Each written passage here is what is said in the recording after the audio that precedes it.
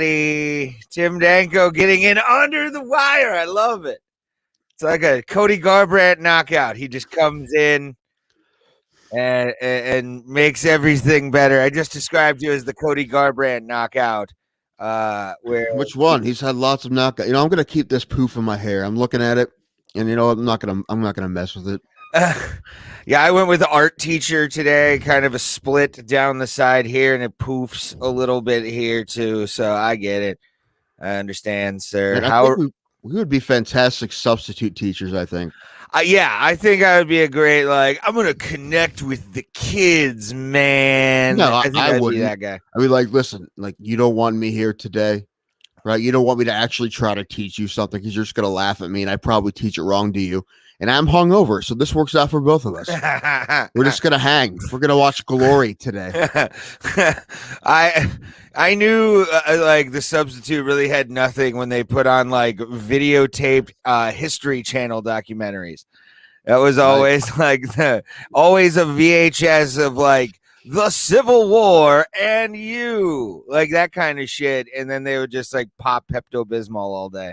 That's what DUI camp was. They're just ripped DVDs of intervention episodes. That was 3 days of basically what it was. That and at the end we watched The Wonderful Wild Whites of West Virginia.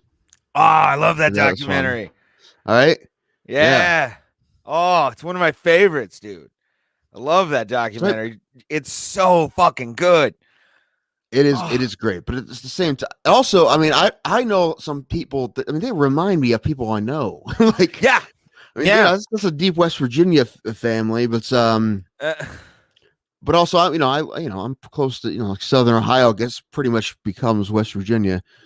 Once you hit Zanesville, it really starts to drop off. Right, there's a choice there, right? You can keep going south, and it's where it becomes West Virginia. Marietta is West Virginia. I'm sure people from Marietta will yell at me for this. I would say it's more Kentucky, actually. West Virginia is more of the eastern part of Southeast Ohio, really. To me, it can be both. Whatever. I mean, that part of Kentucky is also West Virginia too. You get that too, Kentucky. You get wrapped in with West Virginia too. And then or you go to Columbus. That's where you got to go west to save yourself and go to Columbus. And then once you get back Columbus, you're in Cincinnati, which basically is Kentucky. So there you go. Mm-hmm. Yeah, I think it honestly Ohio is 3 states. It's 4 states. It's West Virginia, New York in a way up to up near Cleveland. It's just really cold and the wind fucking sucks. Toledo is basically Indiana or Michigan at this point. And then Cincinnati to Columbus is Kentucky almost. There's a little bit of class to Cincinnati and Columbus. Yeah, I mean, you know what? You could have the northwest of Ohio. I think mostly Ohio is just kind of Columbus up the Lakewood. You could have that whole side, Sandusky area, Toledo, Bowling Green, Findlay. You could have that area. That's fine. But then we'll keep from Youngstown to Cleveland and Columbus and put in Canton and Akron there. Yeah. You can get Toledo back to Michigan. They were fighting over it years ago. They can just have it now. I will say this, man. If there's a couple places I would want to live that's sort of methy, one of them definitely is Toledo. Toledo's a little methed out, but it has charm. Plus, it has Kroger. We don't have Kroger here. I wish we had Kroger. I wish we had a Kroger, man, because I was looking at an issue I have with paying for my meds, and if I went to a Kroger pharmacy, I'd be able to afford it, which is weird. The closest one is 40 miles away in Wintersville, which is also basically West Virginia. Yeah, I've never. Where is it at? Wintersville, kind of closer to Steubenville. Oh, okay. Yeah. There's a Kroger on the east side of Ohio. I thought that was only a west thing. Apparently, I literally looked this up 2 days ago because I want to see the closest one was, and it's in Wintersville. So that's a fun fact for you. There's a Kroger in Wintersville, home of Indian Creek High School. I know that because we used to play them in football when I was in school, and I remember something for whatever reason. I remember our first game my senior year. It was pouring down rain. We took all these weird back roads to go to Wintersville to watch them play. Interesting. Yeah. I just not a good story, just for something I remember. For those of you living in a locked down state still, Ohio doesn't have a curfew. I'm switching topics real quick That's because I fine, want to because I talk forget about there's this. something else I was gonna say, but I don't remember what it Oh, was. no, So do it's you fine. don't remember? I'm sorry. Well, no, that's good. Keep going. Um, Obviously, in this state, like we don't have a curfew anymore and all this kind of stuff. And sporting events are going to start having people again, sir. I'm very excited about that. Did you see the new regulations that they put out for occupancy in like concert venues and stuff like that? When did that come out? I saw that they said they were gonna do 30% in Cleveland for the Indians games and Cincinnati for the Reds Yeah. games. I saw that, but concerts and stuff. No, what did they say about that? I think let me look it up I here. did say they're gonna start letting like festivals happen and Yes. fairs happen. Let me look it But up. like, I'm what looking what on kind of channel guidelines? Is it 19. just kind of like, hey, just kind of be smart with it, or are there gonna be like hard guidelines? It's social distancing for like the vendors and stuff like that, 6 feet, all that kind of stuff. 30%. I know Mike DeWine is allowing, like as you said, festivals and fairs to happen again. I'm trying to find it. Let me see if I can find it on Cleveland.com. There we are. That's where I want to be. Because they have it on their webs or on their Facebook page. Um Why? And of course, the one time I can't fucking find it, it's there, and you're like, God damn it, why? Well, whatever. Either way, steps. Or just the vaccines are rolling out. I don't know. Like Ray and I will be able to get ours. I don't know when. Maybe hopefully by the end of the summer. I think maybe. I'm not sure. That's what they've been saying is like summertime or like fall will be like our age group will be able. I know some people who have already gotten it. Yeah, me too. My mother's gotten hers. Well, your mom's a frontline worker, like a lot of the people I know as well. So, Right. I have teacher friends that have gotten theirs. mhm. My grandparents have gotten theirs. Aw, that's awesome. Yeah, Ray, I was going to say this before we started, but I'll just say it now that we're on. I think next month I'm going back to Pennsylvania for like a week, but Oh, okay. it's in between the. I think it's the week of the Stipe fight, 260. So I'll just bring the laptop. We'll just do it from there. I There you like go. it. I Housekeeping traveled. done. I traveled and did the show. You should Yeah, travel and do the like I show. mean, I'm going there with my mother because we haven't seen them in a while. I'm like, I might as well go because I want to see them and they'll have the vaccine by then, and yeah, I'm happy going to see them. You should Oh, always go see the grandparents, right? absolutely, dude. And It's but they're not going to do a whole lot when we're there, probably not. So I definitely will have time to do the podcast. So I might as well just bring my stuff with me. I like it. Are they in like a wooded area or are they in like a heavily populated like area? No, I mean they live in like a development kind of, but Oh, okay. All right. um, not a retirement development or anything. But they live on the top of a hill, which is pretty secluded. But they have like a little weird development on this part of the. That's weird. I don't know how to explain it, but that town is very woodsy for the most part and has mountains and. I was about to say like you should do from the outset from like the outdoors if it's warm enough. Just be if it's a wooded area and be like I can I'm pull that off. talking about Right? MMA and nature, bro. What do you want? I could pull that off. I can do it in their driveway. There's some trees and stuff there. I like it. By the way, found what we were talking about with the baseball games and everything. Eating and we covered the 30% capacity, social distancing in line. They're gonna have electronic tickets only, and no bags, with the exception or with exceptions to speed up process of getting people in and the game started. And then eating and drinking only in seats in ticketed areas. But you can't eat on the concourse. You can't like sit right on that like metal table they got. Well, hey, because that's what those are for, man. I think there may be. I could see there being exception for progressive field because they have those drink rails. Not every park has those. Mm-hmm. Right, so I think maybe you'll be able to do your thing at the drink rails, maybe. There. Well, it does say ticketed areas, and I think Yeah, they'll yeah, make those a ticketed area where you can like buy a ticket for it and do that kind of stuff. right. No? I think that's technically like the standing room only tickets. I think, but yeah, uh, But you're gonna say you can't drink your beer walking around? Because I'm gonna be drinking my beer walking Pretty around. much, yeah. You Right. just gotta do the flip and sip, and then Yeah. throw it back up. In all honesty, in right field at Progressive Field is kind of where the party is and people hang out there, but Yeah. walk around. But besides that, you're not really supposed to be stopping on the concourse anyway. There's signs, because it's where traffic is. You're not really supposed to be stopping and watching the game on the concourse anyway. Yeah. It's either in your seats or moving somewhere. But right field is usually where that stuff kind of happens. But man, I'd be surprised if like a lot of it stopped happening. I just said 30%, which is about 10,500 for Progressive Field. Which is basically what they get every season after the home opener. So right. Didn't we say that anyway? I'm like, we're Indians fans who've gone to games for a long time, going to pretend like they haven't been to a game with 10,000 or less people. We definitely have. There'll be more like outside fans than there will be actual, like, it'll all be out of towners. The one time I went to a doubleheader. I went to the first game by myself because it was like a rain out, and I'm like, okay, that's my buddies. My buddies like, okay, we can go to the night game, and I'm like, well, I'm going up to the day game and meet you guys after that game, and then we'll come back.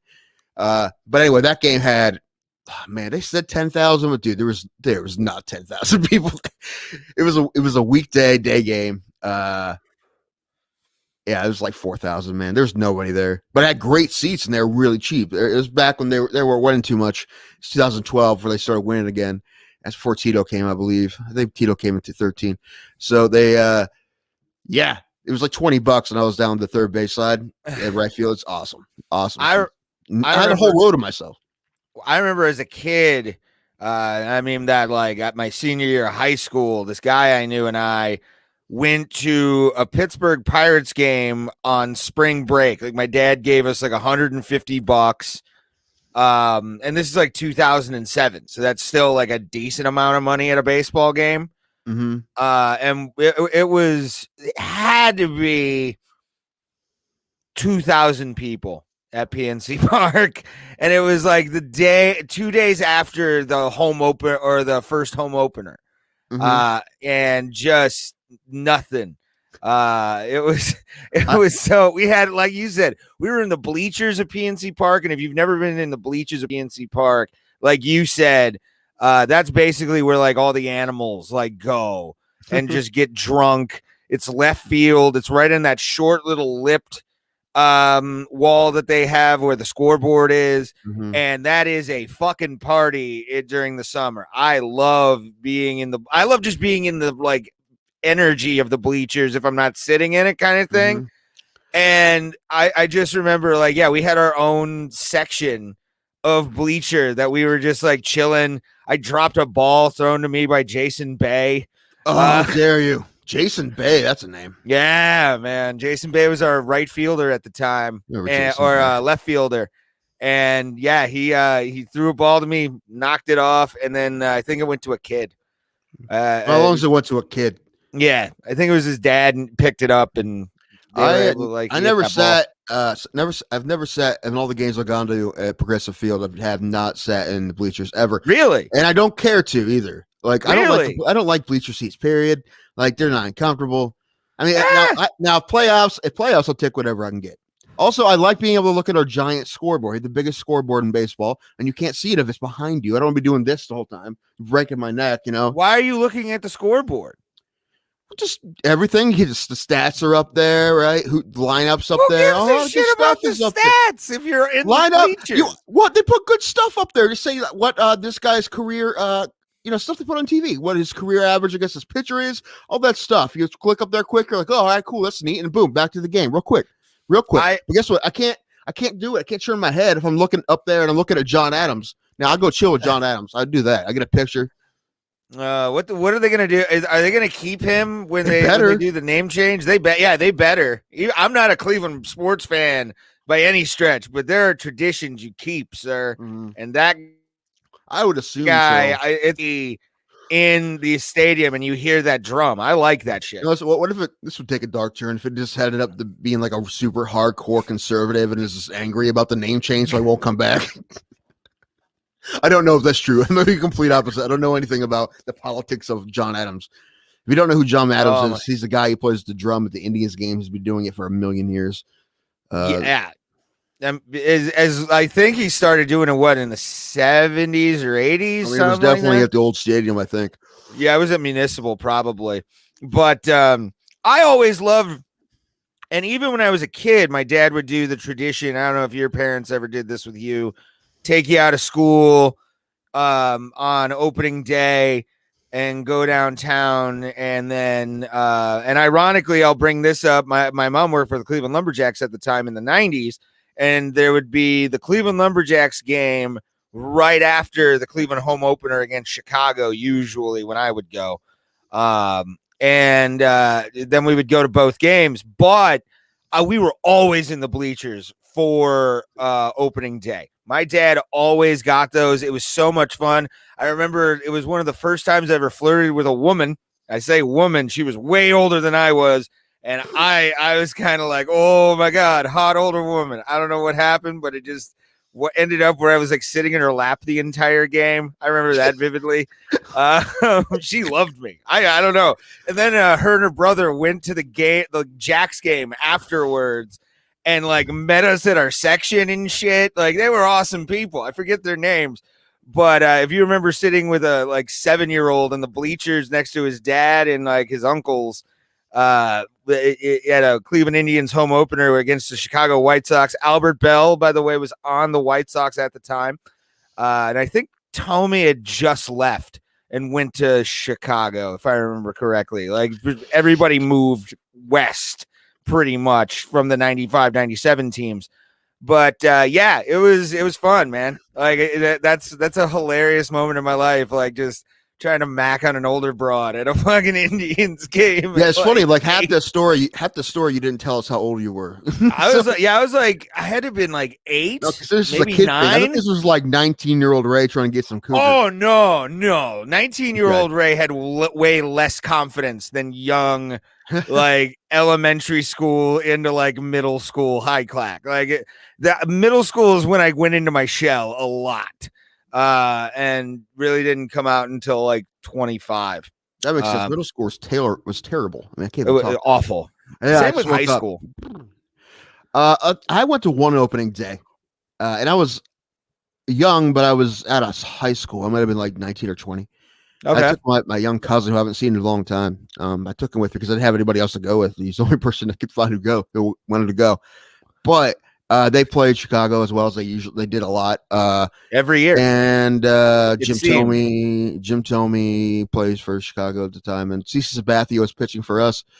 He gave up home run to Tomey. Actually, because we couldn't find parking. Because I never went to an opening day. I didn't realize how hard it's going to be to get parking. Oh yeah, so, you have to get there super early. Yeah. I mean, I usually get there early. We were there early, but not opening day early. So I learned that lesson that day. But I missed the first half of the first inning, and Tomey hit a home run, and then he actually hit another one later. But we still won. I remember we won anyway. Nice. I don't remember the score, but I do remember it was the first. Whatever it was, the first day they changed the name to Progressive Field. It was the first game as Progressive Field, and they had a hat somewhere that they passed out. Nice. Yeah, I used to go. What was it? We came back in '96. We did like from '96 to 2000. I want to say it was when me and my dad would always go. That because the Jacks still were a thing, and my mom worked for them, and my dad drove Zamboni at their practice rink, all that kind of shit. But like, I was there the one year that Tomey hit a walk-off for us. I think it was 90, had to be 97, I want to say, where he hit a walk-off home run, and like there had to be the 10th inning, and it was in that area where like the Pepsi sign is. And I was like there, and you could see the ball curve into the crowd for the home run, and the fucking place popped. It was so cool to see everybody just lose their shit over Jim Tomey winning the game for the Indians at the time. Did he hit it on the home run porch? That's usually where that Pepsi sign was. So he went the other way. Yeah. Okay. Well, he did. Well, Tomey could do that. That's one of the reasons he was such a great hitter. He could hit home runs to left field. Yeah, and it was. I think it was like either a walk-off or it was like one other guy on base and wound up winning the game.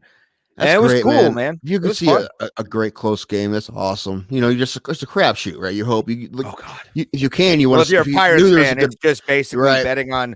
It's right. basically betting Is on this zero one of the every 20 time. games they're going to win at home this year? Yeah, you know, it's possible. But yeah, I was going to say that. That's what I was going to say. I don't know what Pennsylvania's doing with crowds for baseball, but I feel like what Pittsburgh should do is just say they're only letting 5% in, so they say they have sellouts all the time. That's what they're going to get anyway.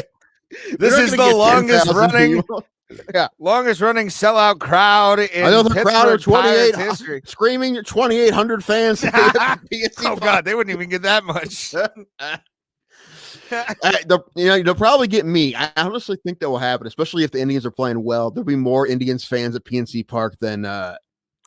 Oh yeah, that'll be my nightmare. That'll be my It nightmare if probably we will go to happen. this, man. Like that happened. Apparently, my mother has gone to a couple. I know some other people have gone to see the Browns when they play the Titans in Nashville, and they because a lot of people they want to go to a Browns game, away game. That's the one you can drive, and it's Nashville. It's a cool city, so Browns travel well there all the time. I know there was one game a couple years ago they came back and won, and I was listening to it on the radio, and then the announcer Jim Donovan was talking about how loud it was for the Browns because they had more fans there than Tennessee did at the time.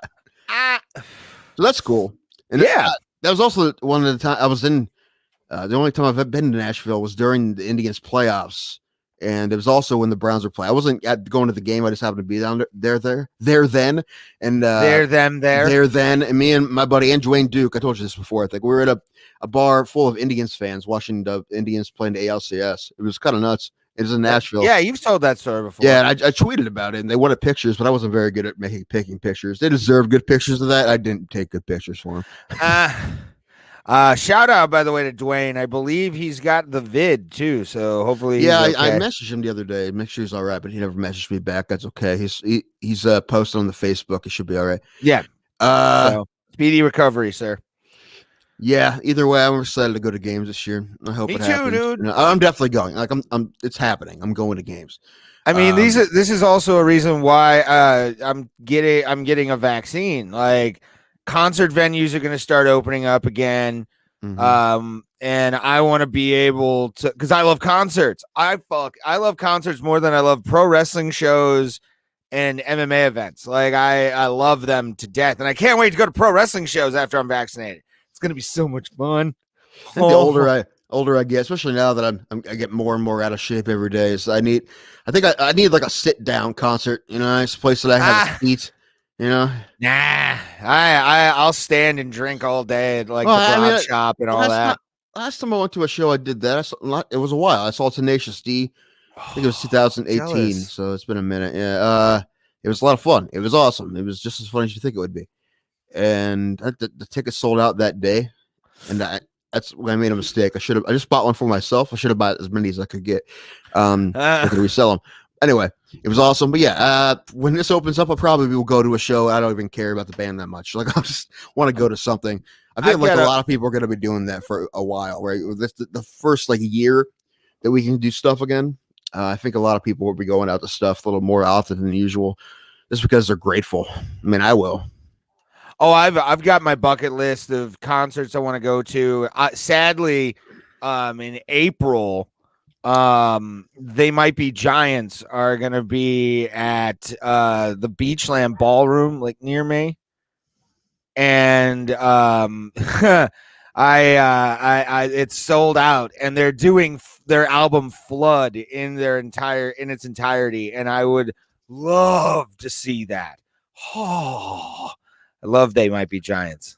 You ever see a band do that in a concert? Play a album from front to back?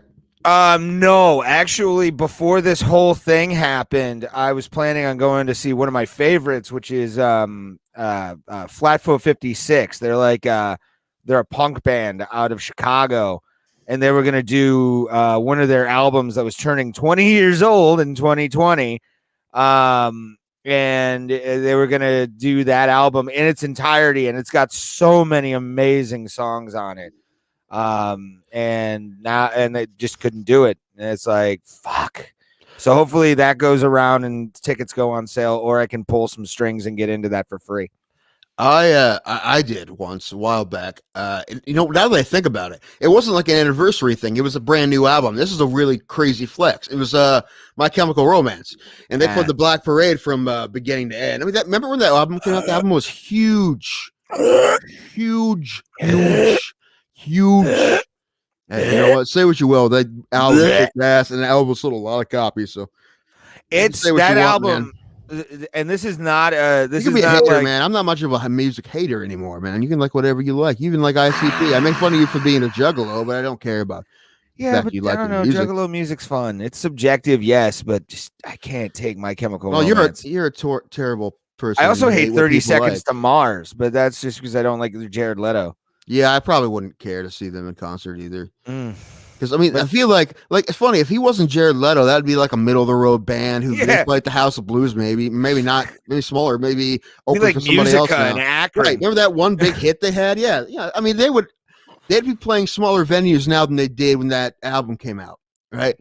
Oh yeah. Where The Kill came out. That song was huge, and I love that song. And I didn't even know that was Jared Leto first handful of times I heard it. So it was just a good song in the right time, right? Because that was the genre that was the hit music at the time, emo See, times, and I miss it. I like the emo tunes. I still do to this day. My I Chemical was Romance isn't one of my favorite bands, although I do like them. I do appreciate them. But my buddy was going in. I'm like, that'll be fun. It's interesting because they're gonna wear the get up, whatever, and they did. And they played the full front to back, and also Rise Against open for me. Rise Against was okay. awesome. That's a good. Yeah, Actually, I like Rise Rise Against. Against blew them out of the water. They really did. It wasn't Yeah. entirely their fault because they had some sound issues, but Rise Against, there isn't too much to them. There's like two guitars and bass and drums. That's Rise Against, and they're great. See, I never, and this probably just comes from the musical era that I opened my like music world with, which was like classic rock. My dad was a big classic rock guy, so like I learned a lot of like AC/DC, Black Sabbath, Iron Maiden. I was the metal kid in school. Actually, I'll tell you a funny Jim Florentine story where he called me out and was like, "You're probably the guy who at the party were like, oh my God, the new Slayer album is coming out. I can't wait for it." And meanwhile, the girl you were talking to is blowing the quarterback in the bathroom. I had to acquiesce and say, yeah, you're absolutely right. Probably true. But I looked at the emo era and I was really into like Slipknot, Mudvayne, oh God. Why can't I'm blanking on like Chevelle? I was big into like Chevelle around that time. So Dude, like around that time, I still love Chevelle. I haven't seen him live, but I want to. I was massively a Chevelle fan back then. I still love their music, but I'm not like fucking Chevelle, bro. Chevelle just has new stuff right now. They just think they just put out a new video like 2 days ago. So, but like I looked good. at and this is also maybe my jockish nature that I had as a kid. Jockish natures. Jockish jock itch nature. That sounds like that sounds like an all natural treatment for ball itch. Jockish nature. For the man who wants nothing more than to stop the burn. Right. And if you don't want chemicals, you don't want those nasty chemicals on your boys. Right. You want something all natural. You want Jock Itch Nature. That's our second sponsor now. Jock Itch Nature. There with Walter's Anal Bleach Suppositories. We have two sponsors now. 2% less cyanide. There you go. But the like bands like My Chem, man, you look at those because there was like the I hate to say this, but like the wimpy bullshit guys in school who were like, "Oh man, all women date or all girls, what they do is they just date dicks." And you're like, "No, that's not the case. You're just an asshole with a shitty personality because your parents got divorced when you were 5. Who gives a shit? Move on." That was like how I looked at emo kids when I like knew kids who were cutters. I'm like, why the fuck are you doing that? This dude's made some good music for like 8 years. Oh, and also, dude, give credit to My Chemical Romance. What they were doing was the pop music at the time, right? I mean, their last album, whenever that emo music, well, yeah. I mean, they played. I would say that like hip hop was more front and center than like emo music. Were they playing "I'm Not Okay" and Helena on Top 40 radio? Yes. I wasn't listening to Top 40 Radio, so I do not know. Right, well, I was. So yes, they were. And I mean, they played the hell out of Black Parade. I think they played like 6 singles from that thing. Black Parade was on every station. Well, except for the country stations, but it was on rock stations that usually don't play that kind of rock. They were like Rock 106.9 in Canton. They usually play old school stuff. And they play new stuff, but they play like 3 new bands. They play like Disturbed and bands kind of like that. And that's about it. But and they're very boring. Actually, this is a terrible rock station. They don't play enough new rock. Good new rock. There's so much and they don't play it. I was going to say, don't they have Stansberry in the morning? They have Stansberry, yeah. And not Stansberry. I met him once. I met him a couple times when Fantone was on the show. But anyway. And I always thought he was better than they were playing My Benjamin. Chemical Romance in 2008. Oh, I remember 92.3 before it was a sports station. Shout out to Ken Carmen. Love Ken Carmen. I want to be on your show one day, man. I want to be like famous enough to be on Ken Carmen's show. That's when I feel like I've made it in Cleveland comedy, if I'm on the Ken Carmen show for like a sports thing. But why don't you put up our episodes so people can listen to them on our platforms? Maybe that will help. I mean, it could. You never know, dude. I'm waiting to put money into this podcast, but I'm feeling myself. I'm not going to do it until I know that Ray's serious. And Ray's serious when he gets these back episodes up. There's some stuff, and I'm drinking tonight, so I'm gonna get wild hair up my ass. I know. Like if I'm really complaining, I would just stop doing the show. I'm not gonna, I'm doing it to show you that I love you and I want you to do it, right? It's not like me trying to be completely dick, but I'm kind of nudging you. Right. And if it becomes dick status, then that's fine. That's fine because it needs to be done. Oh no, I need it. People want to listen to these things. I would say listen to it on all of our platforms. Right now, you can only hear this episode on Twitch or YouTube or Facebook. Yeah, which isn't bad. Like I'm thinking about doing a second podcast without you. Just because because I'm bored. Not because I'm not. This will be number 1, but I'm thinking about doing the second one with Harrison, and possibly my buddy Alan. I'll tell you about that later. Yeah, we're just gonna make fun of shit, which will be fun. So, if that does happen to be once a week, it'll be like in between the days we do this. Anyway, but yeah, I need to get a camera. I'm trying to do with mine as well. I've been developing one since the beginning of the year, and I'm right. Talk about that too. I feel it coming. Right. If there's more shit to talk about with fights, we would just do that. But there isn't really. Like we haven't even talked about fights yet, which is fine. I'm just fine. We just use fights as like I don't know what's the word. It's not outline, but I mean, kind of. Yeah. I was talking to you, and I wanted to debut this on this episode because I have a video that is just fan-fucking-tastic. And let me cue it up here, make sure it's ready. Is it an emo music video? Is it Hawthorne Heights? Dude, when people talk about emo, I feel like that's the most emo song of all time. It's Ohio is for Lovers by Hawthorne Heights. That is the most emo of emo songs. What's Creep by Coldplay I consider to be an emo song. Like that was like if that's like the South Park plant taking over everybody, turning them into emo. It's just I'm a creep. Okay, no. I'm a winner. Did you say Coldplay? It's Radiohead. Come on, man. Oh, is it? I'm a metal dude, so like I don't know. Dude, even I know Creep by Radiohead, dude. Okay. Everyone knows Creep by Radiohead. Right, and Radiohead fans will probably be angry because it's the only song I really know by Radiohead, but I know that's what Creep is their song. That's fine, I get it. When people say the only song by Bowling for Soup they know is 1985, I don't get mad, but I'm just like, dude, that's like, you're missing out on a lot of great. There's one other song of theirs, or at least one other single that I think is not as worse than 1985. Besides that, and they're not bad songs, just. A lot of better ones. Definitely not the best song on that album. Punk Rock 101 is always my favorite one.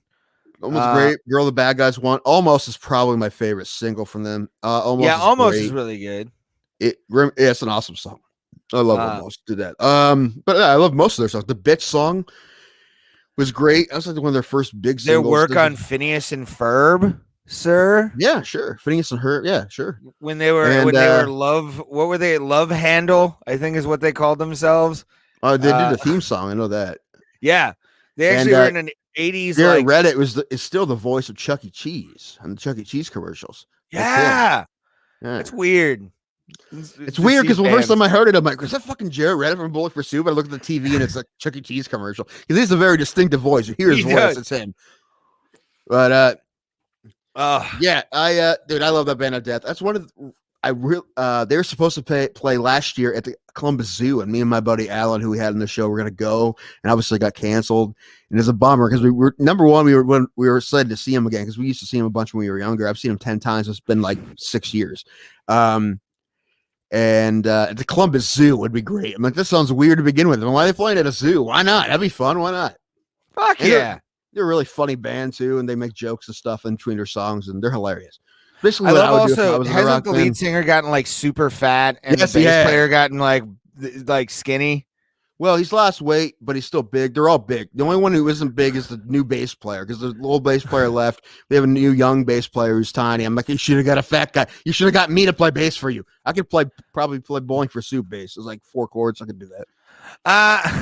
I remember one time I was at a local wrestling show and I ran into Newfound Glory randomly.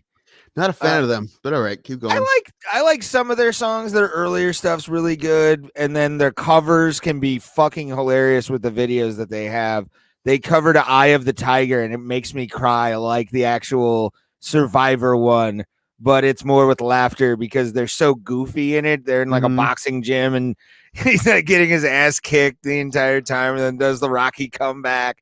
It's pretty fucking funny, man. I like some of the stuff they've done. Eventually, me and our buddy Bill Spork, we've been talking for a while.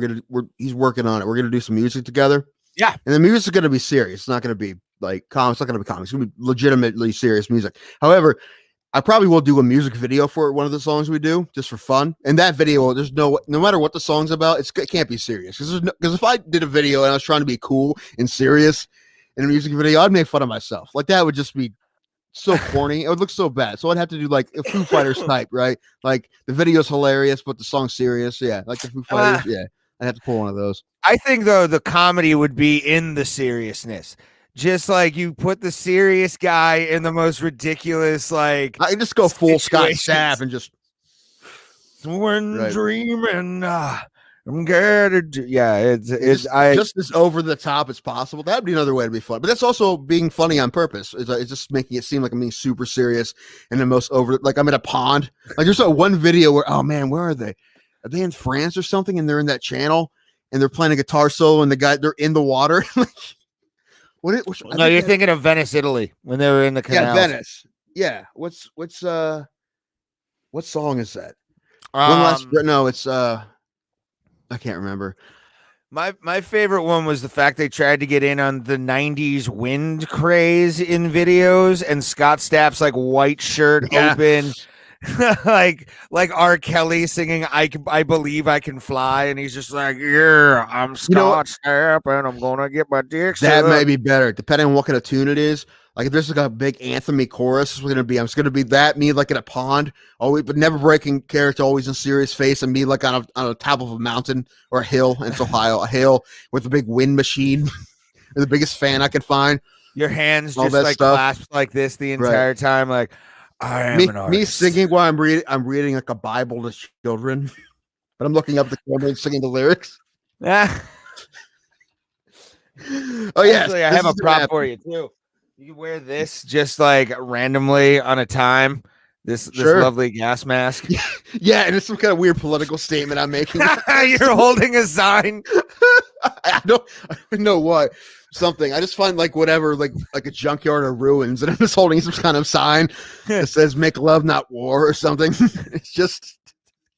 It turns into the "Fine Again" video by Seether. Kinda, yeah. It's all of that. I love Bowling for Soup, as I just said, but one of my favorite things about them is their videos, and I love that Girl the Bad Guys Want video. They just rip it on Stain the whole time. Oh, yeah. He's dressed as Aaron Lewis, like taking a shit, and he's... It's so funny, man. It's hilarious. He burns himself smoking a cigarette. He's like, Right. What's the funniest music video you've ever... I'm trying to be edgy by burping into the mic. That's how you get a lot of views and listens. That's one of them. What's like one of the like videos? Because I have a few of them where I'm just like, this is some of the greatest shit I've ever seen in my life, man. Listen. Okay, this is one. You might give me crap because it was a viral thing, but the thing is, for a reason. Because when I saw it, I'm like, oh my gosh, this is the greatest thing I ever saw. Gangnam Style. No, yeah, no, that had my That was attention amazing.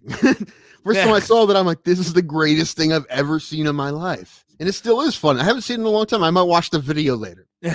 There's actually a pretty sweet. I don't know if you're familiar with what Dragon Con is. Oh, I don't know, but I could probably put the pieces together. I'll give you a guess on what you would assume Dragon Con is. Some kind of cosplay or like D&D, probably. Yeah, it's a festival that happens in Atlanta every year, where just people do cosplay and general nerd stuff. But I was hoping it would be like a weird party where Dragon Force just gets drunk and tries to out solo a bunch of their friends. Red, green, blue, red, blue, yellow, and maybe green. I'm gonna play this song. I was trying to explain the phenomenon of Guitar Hero to my niece the other day, but I think she knew what it was. But I'm like, you didn't understand how big this was for like 10 minutes. Yeah. Oh my god, that's gonna be a weird thing explaining like some of the video games of like our generation to like the younger generation. Like I was having this conversation today, actually. Me and my buddy were talking about our top 3 Grand Theft Autos of all time. His is like 4 or 5, and then I can't remember what the other one is. My phone's charging, so I'm not going to look it up. But I said San Andreas.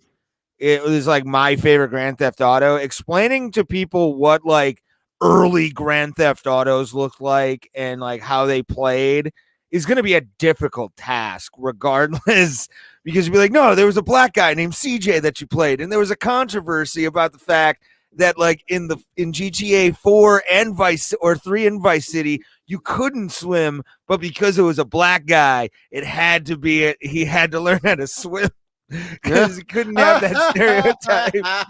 That's hilarious. It was Even a big controversy. You couldn't swim before that? Yeah. You couldn't swim before that. If you could swim before that, you could. Fine. You All right. couldn't swim before that. That they had a black protagonist. And Vice City were the only two I played. Really? Well, I'm still not super into video games. I bought a video game a week or so ago, and I only played it like twice. Eventually I'll get through it, but I'm just taking it slow. I'm playing on casual mode because I'm not really that bad. It's the South Park Stick of Truth game. I'm playing for the entertainment value, not for the challenge of it all. I actually wish it was easier.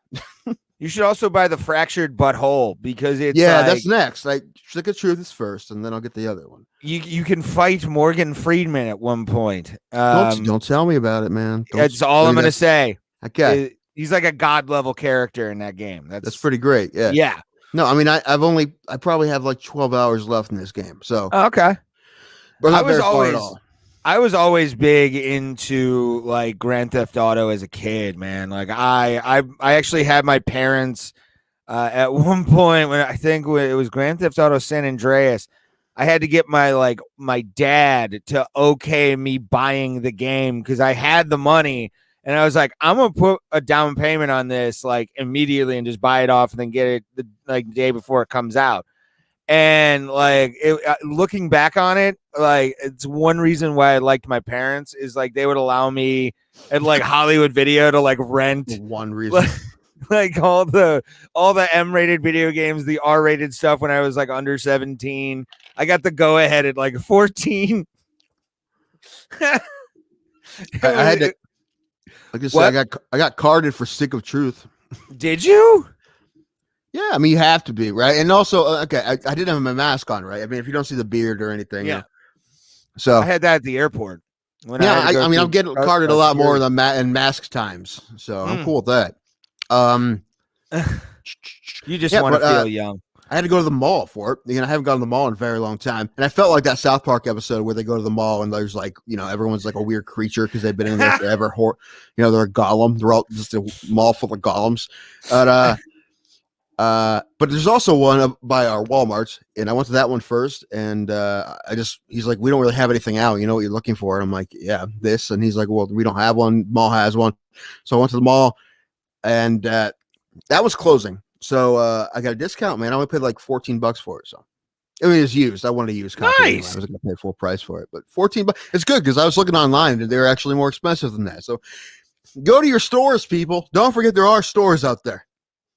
Yeah, fucking don't let the digital age. You need. I think that's going to be the next. I mean, I do it all the time. Yeah, dude. When I went to that mall, it was super sad because that's as I grew up here, so I spent a lot of time at that mall. Right. Mm-hmm. That's what you're doing with your kid. You don't. There's nothing else to do. Spend a It's lot of time sad, at that mall. man. I know, but now that going to the mall, I mean, there's so many empty stores, and it's just. I mean, it's COVID, I haven't been to the Menor Mall in so long. I refuse to because it's just I don't want to go into Hot Topic and be like, oh yeah, I remember when this place was cool. Yeah, our Hot Topic's gone. I used to go to Hot Topic a lot actually, just because they would play different music, and I didn't have Shazam then. I have to ask them like what it was playing, because every once in a while there'd be something cool. Oh yeah, and when I was in a band, they were selling like pleather pants there. And they're like, "There, you get these." I'm like, "There's no way they'll fit me." I'm like, "You have them in like 38s, I'll buy them." And then I remember Andrew Law going back there and finding them. I'm like, "You dick!" And then I chickened out. Well, the thing is, listen, I don't know if you know this about. Listen. They're like skinny jean pleather pants. Even though the waist would have fit me, there's no way they would have got on my legs. Like I have big calves, I always have.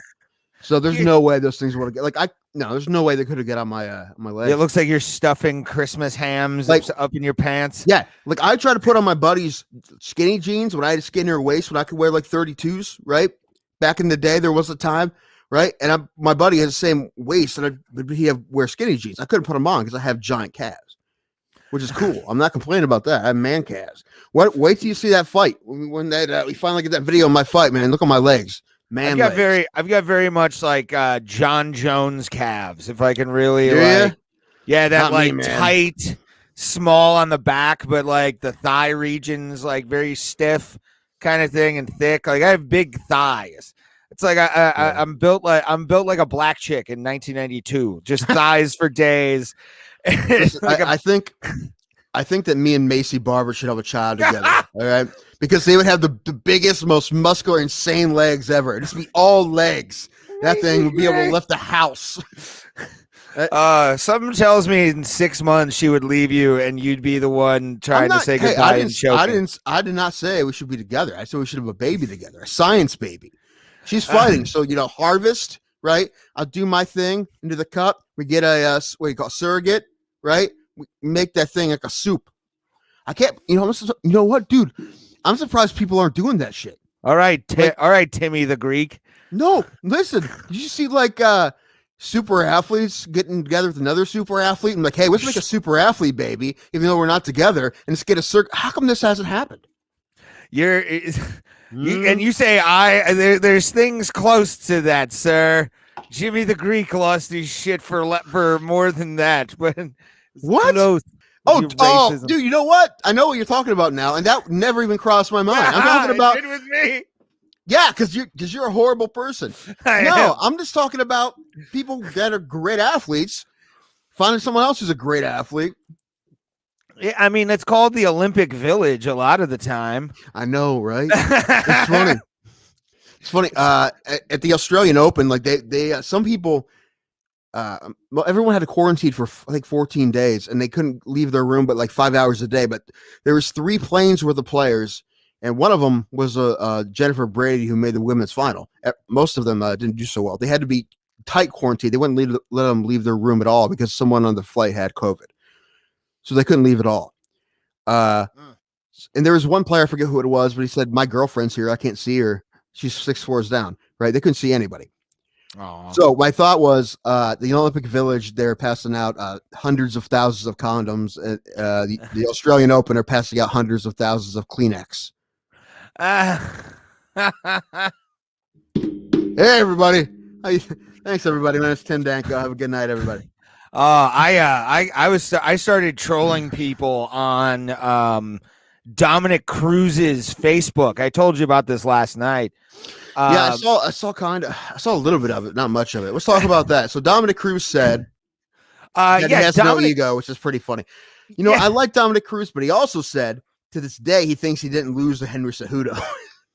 So And that was the alcohol and cigarettes fight. That's Right. where I now affectionately call Keith Peterson alcohol and cigarettes because he Listen, looks like he would do that kind of stuff his and full then name, go like referee 15 fights in a day. he probably would, but he's a great ref. He's one of the best. His full name is Mr. No Nonsense Keith Alcohol and Cigarettes Peterson. That's his full name.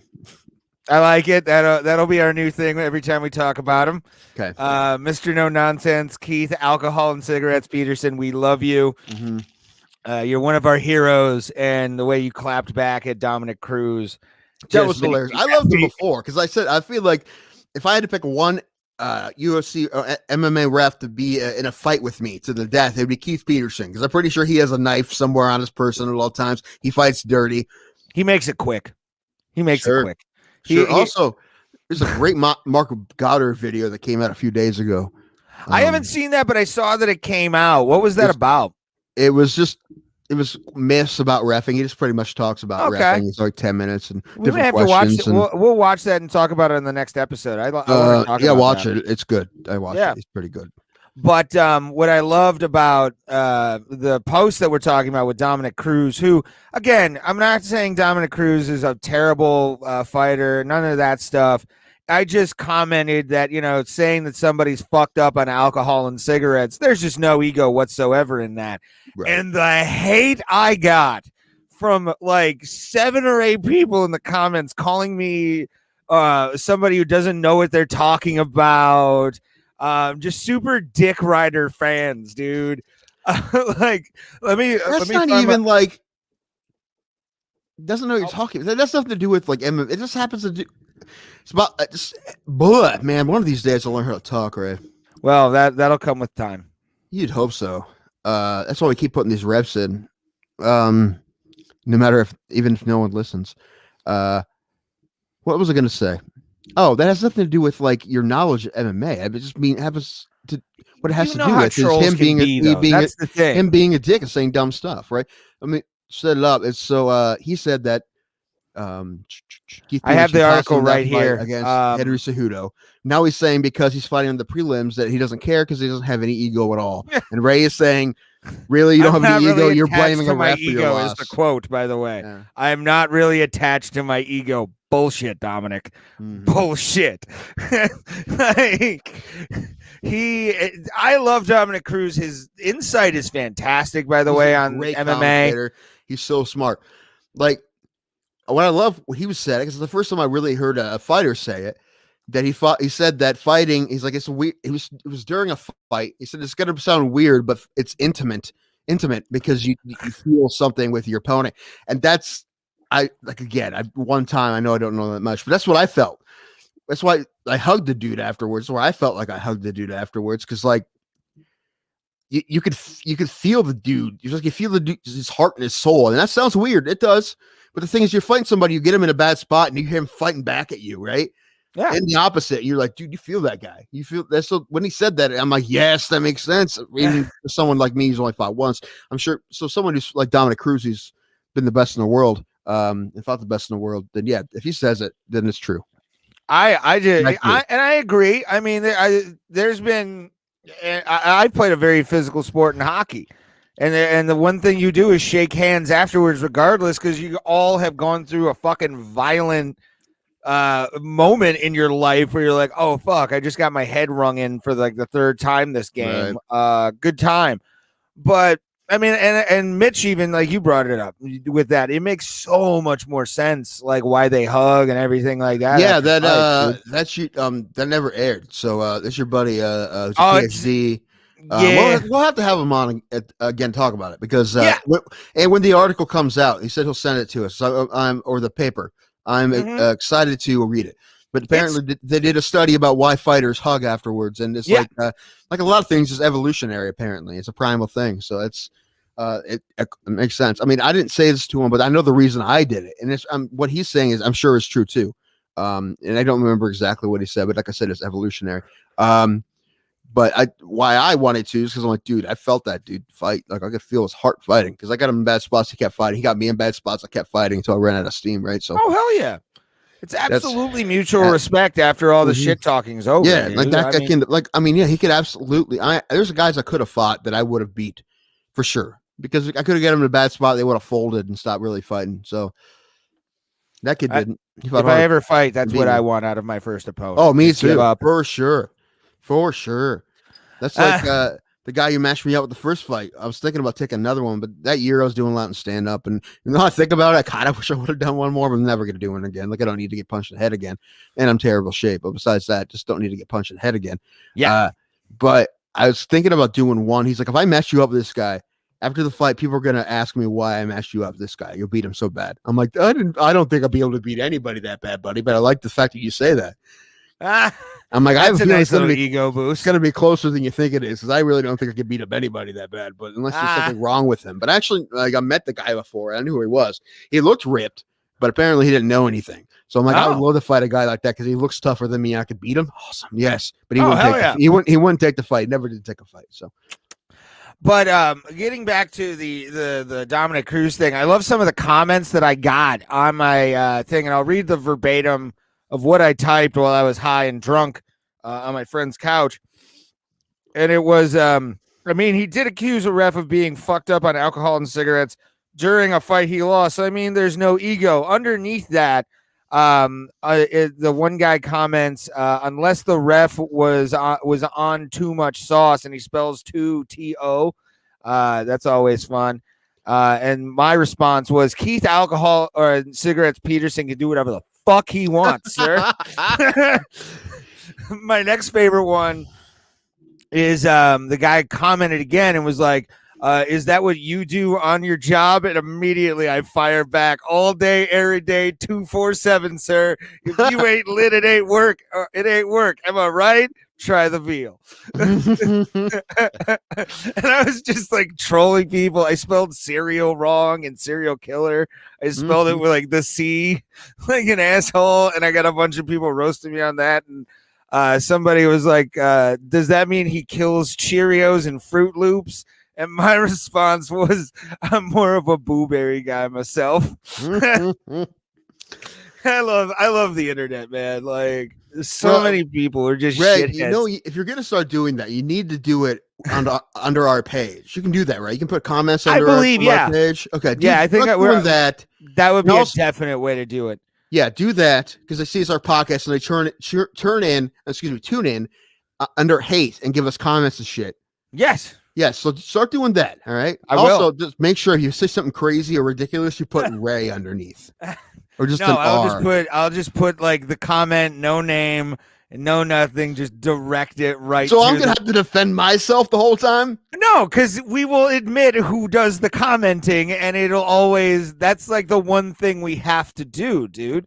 Like we have to, if one of us puts a comment on our Facebook on somebody's like public page and we get hate for it, if you don't raise your fucking hand, I will call the person out. That's what I'm saying. You should just put your name underneath. No, it'd be like the comment I got because I typed it is this. And, and these are the comments we got. However, this is the thing. Like, if you say that and then someone puts something back and says something hateful and mean and says, you guys, I'm going to be bummed out. Okay. Even though I know they don't actually mean me. It's still going to make me feel bad. That should be your solace. You'd be like, wasn't fucking me. You should pull a Shaggy on it. Just like, wasn't me. Yeah, but anyway, I'm all for you doing that, though, just because, it would get people over here. And we could have some debates with people. It'd be kind of hilarious. Yeah. Oh, hell yeah. We'll invite people on if they want to come on and talk about it. I wish our Israeli listener was fucking watching, and he's not. I don't think he's watching right now, and it makes me sad because we had a nice Israeli guy who was amazing. I don't know if I scared him off. Hopefully not, because I kind of like fucked with him a little bit. But I love the fact that we had an international fucking listener like commenting on stuff. That was fun, dude. Like that kept me going with this podcast. I'm like, people in Israel are fucking watching? What the shit, man? Ray, you can't give up on it yet till we get the episodes up, man. Like, we're not even trying. This is true. This is more. What do you expect? Also, we're not good at it yet. Yeah. Like, we got to do our rep. We're doing our reps. We're definitely doing that. I mean, this is actually one of the more fun podcasts just because we've talked about a lot of fun shit, dude. Like, I like this episode so far. There were some things. Oh, you know what? The thing about Dominic Cruz, he shouldn't even be fighting on that card. Fucking Casey Kenny and that asshole. I'm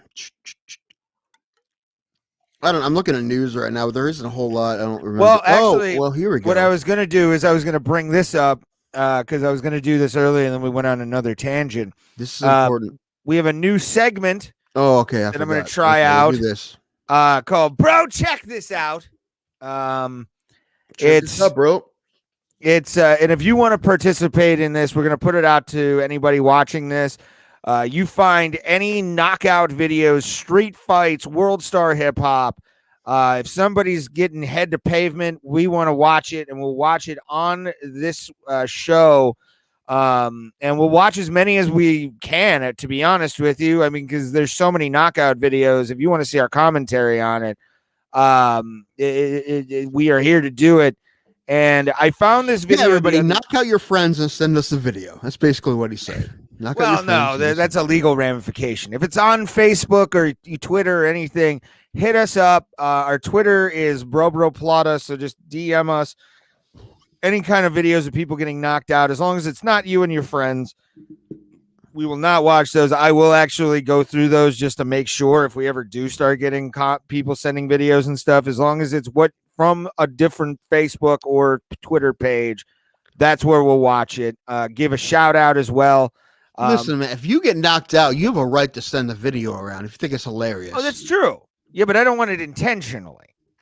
I don't want people like sending us videos of them punching each other and knocking each other out, and all of a sudden lawsuits happen. Like, no, you're right. You're right, and that's right. However, if we ever got that kind of pull, I'd just be happy we did. I'd take. Agreed. We cross that bridge when it comes to it with the trouble we get into. But like, yeah, it's sure.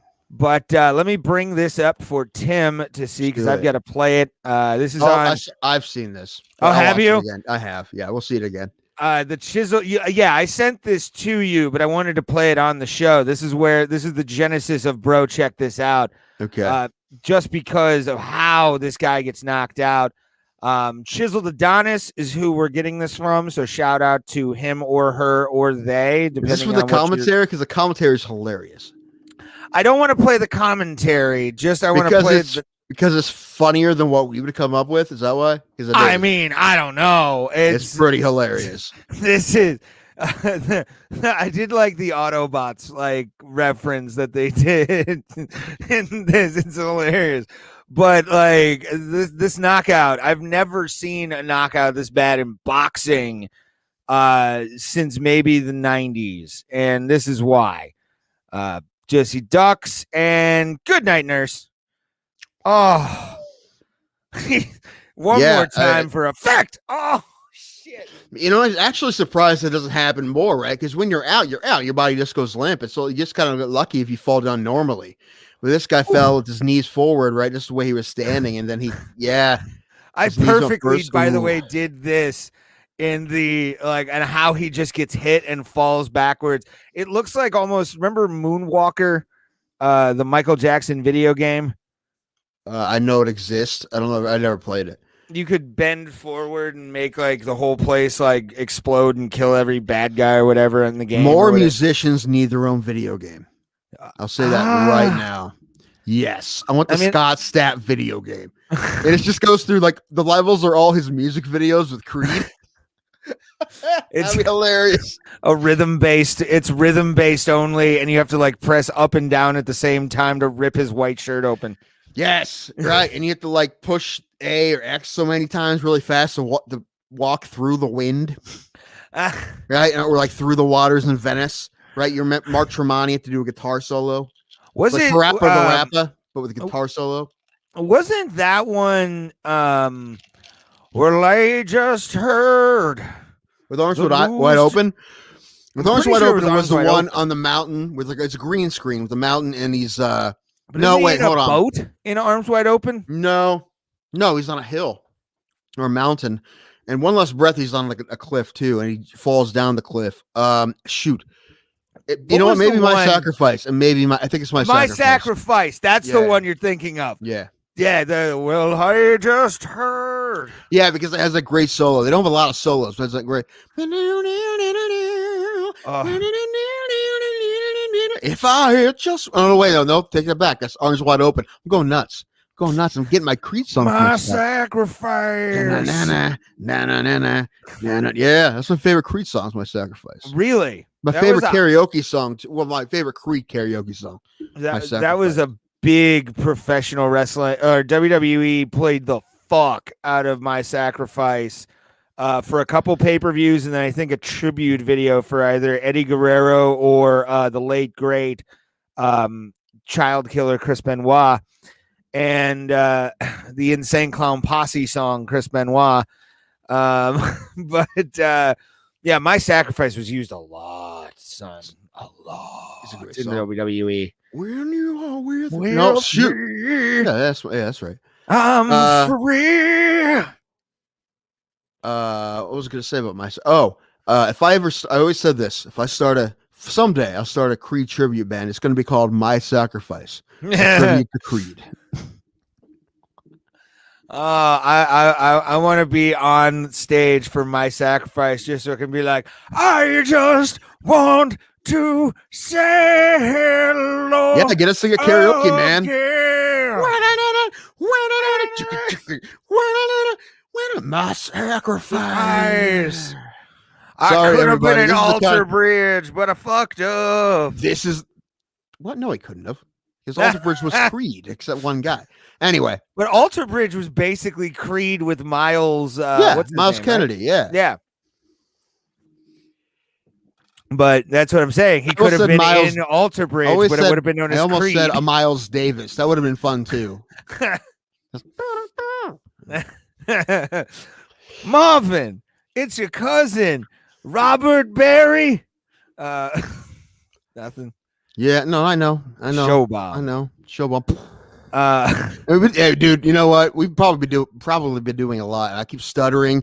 Also, we were singing Creed 2 seconds ago. You know what though? My Sacrifice is a great tune. Y'all have to suck it. Yeah, Creed. Creed and Nickelback are two bands where I'm like, I don't get the hate. I get Creed kind of because Scott Stapp's a little bit of a psycho. But I get the Nickelback hate because I think a lot of their songs are just super generic and kind of boring. Do they have good songs? Absolutely. Are they talented musicians? Absolutely. Is Chad Kroeger a great singer, rock singer? Absolutely. But they do have a lot of really super corny, dumb stuff. And at least Creed lyrically has always been really deep and good. So, yes. Are you kidding me? Yes.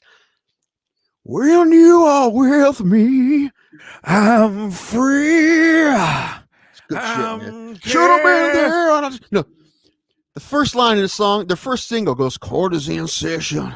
No, you're not doing it right. It's like this. People don't want to hear that. They don't care anyway. Whatever. Quarters session. The eyes look on him, or whatever. No, the verdict is in. Oh, the verdict is in. On the docket today, just my own sin. And I so said, good. oh, head, my head up. Yeah, dude. Great lyrics. Great lyrics in My Own Prison. All right. Great lyrics. I used to hear that all the time on 100.7 back in the day. Just all the time. It was just. I could say that's one of my first real impressions that I learned was Scott Stapp. Like I learned it at what was it, 95? I don't know. When My Own Prison came out, I don't know. Oh, I mean, really, they only had 3 albums. Well, they had 4 because they came back and did one in 2008. But what was Scott Stapp supposed to be doing on a Sunday in that song? Probably being at church, because they were like a hard Christian band. Well, I mean, they were. No, what's the next line though after that in that song? Banging my head. Should have been dead on a Sunday morning, banging my head. Yeah, dude. Listen, man, you guys give me credit, but I'm so happy that I got to see him play a full. I'm jealous of you with a full electric band because he played. Also, I mean, I should have. He walked right by me.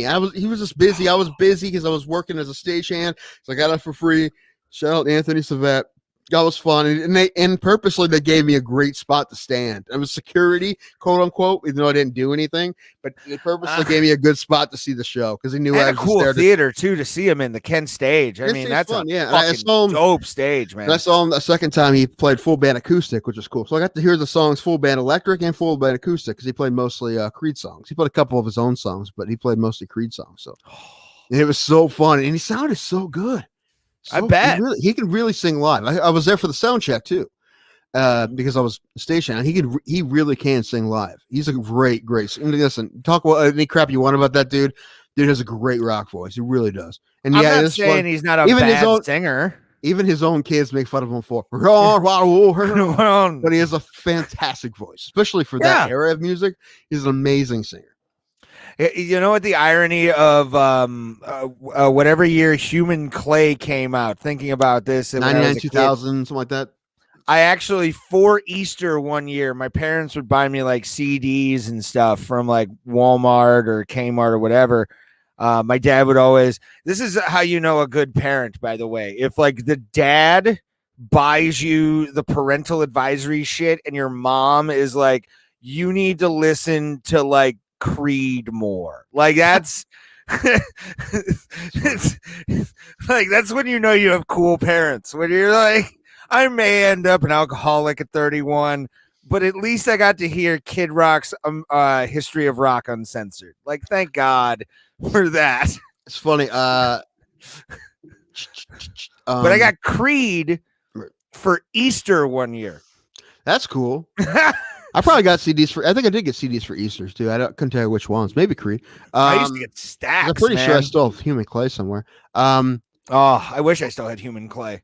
What was it? What was it going to say? No, okay. First thing is they had great album names: My Own Prison, Human Clay, Weathered. The last one was Full Circle because they came back or whatever. But they're talking about doing another album. I hope they do. That would be fun. Would be fun. It'd be fun. It's like live. I love live. Oh man, I forgot something else I was going to say, and it drives me nuts. Something. Sorry if I interrupted you. Oh no, I interrupted myself. Actually, I went. Okay, good. Something else. Feel that. No. Live's a great band. Yeah, talk about live when I try to think about what else I'm thinking about. Dude, live, like I remember there was one time live was coming to the House of Blues, and I got the weeks mixed up. Like I ended up calling like a week after they played, and I felt like a sinking I've missed out feeling for the first time in my life, where I'm like, oh, I finally had a chance to see one of my favorite bands, and I couldn't do it. And then when they performed, what was it, New Year's Eve 2000 or New Year's? Oh yeah, it was like New Year's 2016 or 17 live on Facebook, no pun intended. Like I cried because I'm like, oh my God, Live's back. Like I love Live. They're one of my favorite like 90s alternative bands of all time, dude. Live is amazing because only Live sounds like Live, right? Yeah. Like there was other bands that tried to be like Creed or whatever band, a lot of bands. But Live was Live. And man, I can't remember what I was gonna fucking say. It's driving me insane. Oh man, whatever, I'm sorry. Man. It is what it. Damn it! The thing is, I'm gonna be bummed the whole episode now because I don't remember what I was gonna say. Yeah, you're gonna be. It'll hit you if it hits you during the episode, we can talk it. If it hits you during the rest of the episode, we can talk about it because I want to know what you were thinking. Because I want to know what I was thinking too. Is that just a normal mantra that you give yourself all the time? Is like, sure. I wish I knew what I was saying. Yeah, sure. Most yeah, but Live is an amazing band. Yeah, and like I said, only Live makes live songs, right? That's yeah. And there's another. Yeah, I mean, I talked about Chevelle earlier as a band I've yet to see live. I'd love to see live. Live is another one that I'd love to see live. And man, they have great just sing along anthems and great melodies and there's some stuff that's heavy. Dude, Dolphins Cry. I mean, there's so many songs. Oh, right. I mean, Lightning Crashes. It would just be a fun one because the whole crowd would sing along, right, to see him live. But like Lightning Crashes. Dolphins Cry would be the one where all of a sudden you just hear I Alone. The way you're bathed in light. I'd be like, oh my God, this is the greatest shit ever. I know, right? And it's such a simple song too, but it's so good. Yeah. Oh. All Over You may be my favorite. It's like a pop rock song, but it's such a good. All love is like water. water. Down in a pew. Yeah, sorry everybody, we're Oh, doing being karaoke. strange. Yeah, sorry everybody, we're doing karaoke. That's one of the karaoke songs I like to do. I got to be in a good. Really? Yeah, see, I've been having acid reflux issues. I don't know if I could pull off All Over You right now, but usually I can pull off All Over You. Okay. I want to sing, but sadly have it on Things to Do in Denver When You're Dead by Warren Zevon. I like a lot of like deep cut stuff that like karaoke doesn't play. Like a lot of Flogging Molly songs. I'm a big Flogging Molly guy. Like that's my, like you've seen Bowling for Soup like 10 times. Yeah. Singles, they miss man. like half of what's really good in karaoke with Flogging Molly. I mean, listen, so many good songs. They have the singles. You know, I'm always impressed that they have Cold But I'm Still Here by Evans Blue. I've said that a bunch of times. And most people don't even know the song. Every once in a while, there'll be like one guy like, yeah, Evans Blue. Like one guy.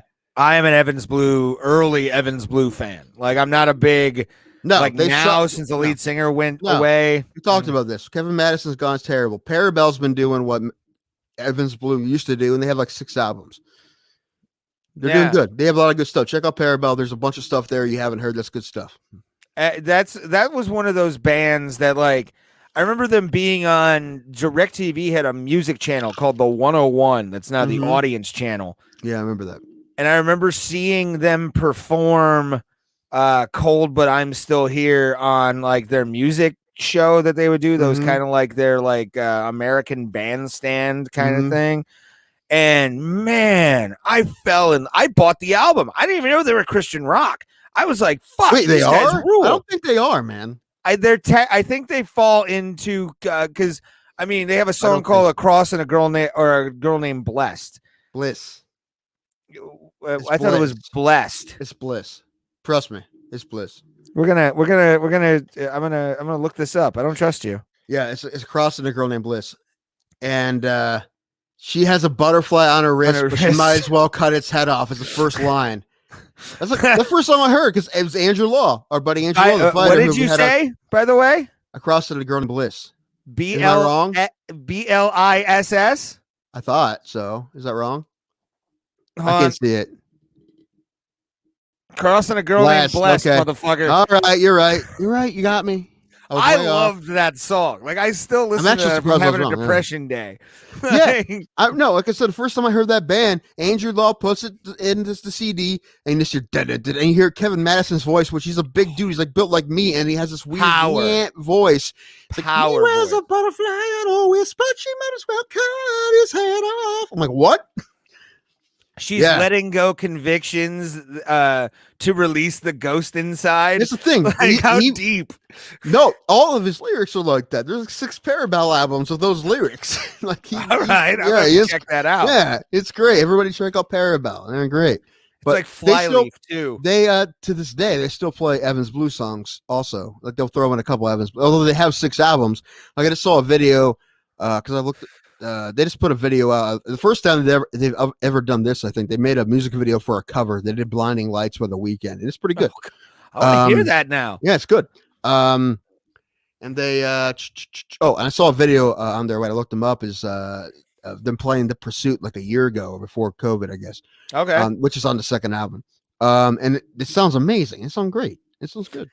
Yeah, that's Kevin Madison has one of those voices, and I know this has been a music-heavy episode. I don't care. Really don't give a shit. This has actually been a fun episode to talk about because I came up with a joke recently. I do apologize for singing, but you know it will happen. I actually came up with a world band joke and how much I love like world bands where it's like I can go from like a Pogues or Flogging Molly show to somebody saying, "Hey man, do you want to go watch Vuvuzelas in the park?" And I'm like, "I'm already there. Like, why are you asking? You just need to tell me that this exists and I'm here. Why aren't we watching Vuvuzelas in the park right now? Hand me that beer and hand me that joint. I'm in for all day. Let's go, baby." Oh, I love it. I love world. That's the one like weird thing about me is loving world music the way I do. just from different countries and that Honestly, kind of man, stuff. it's not that weird anymore. Looking any kind of music, it really isn't, man. That's kind of not really a thing anymore.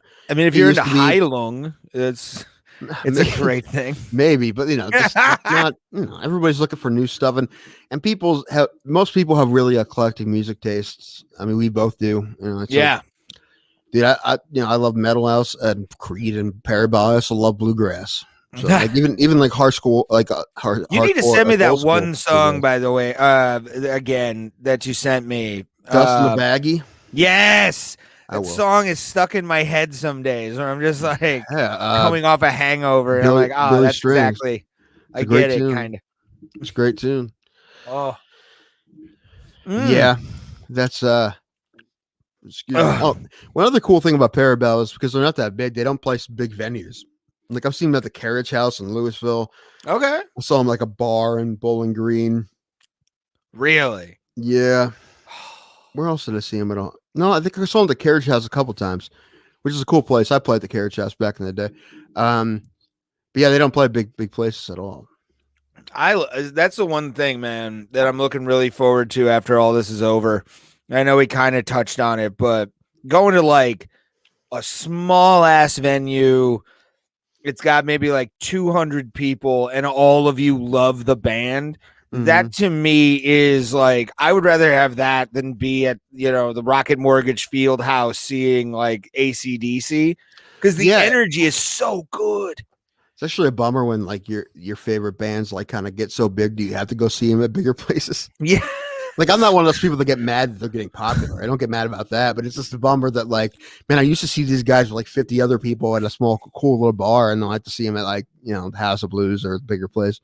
Yeah, I will House always. of Blues isn't too bad, but I was about to say the one story I have is the Ex-Ambassadors. The guys that did Jungle and VHS, which is a fantastic album. If you've never heard of the Ex-Ambassadors, you've heard of the Ex-Ambassadors without knowing who they are, because they've done a lot of commercial stuff. But like, I saw them with like maybe 50 people at Musica in Akron, and then the next year, me and this girl that I'm seeing go to the House of Blues. They're opening for Lights. And then we go to Musica the next year. This was like 6 months later, by the way. We go see Ex-Ambassadors and Lights.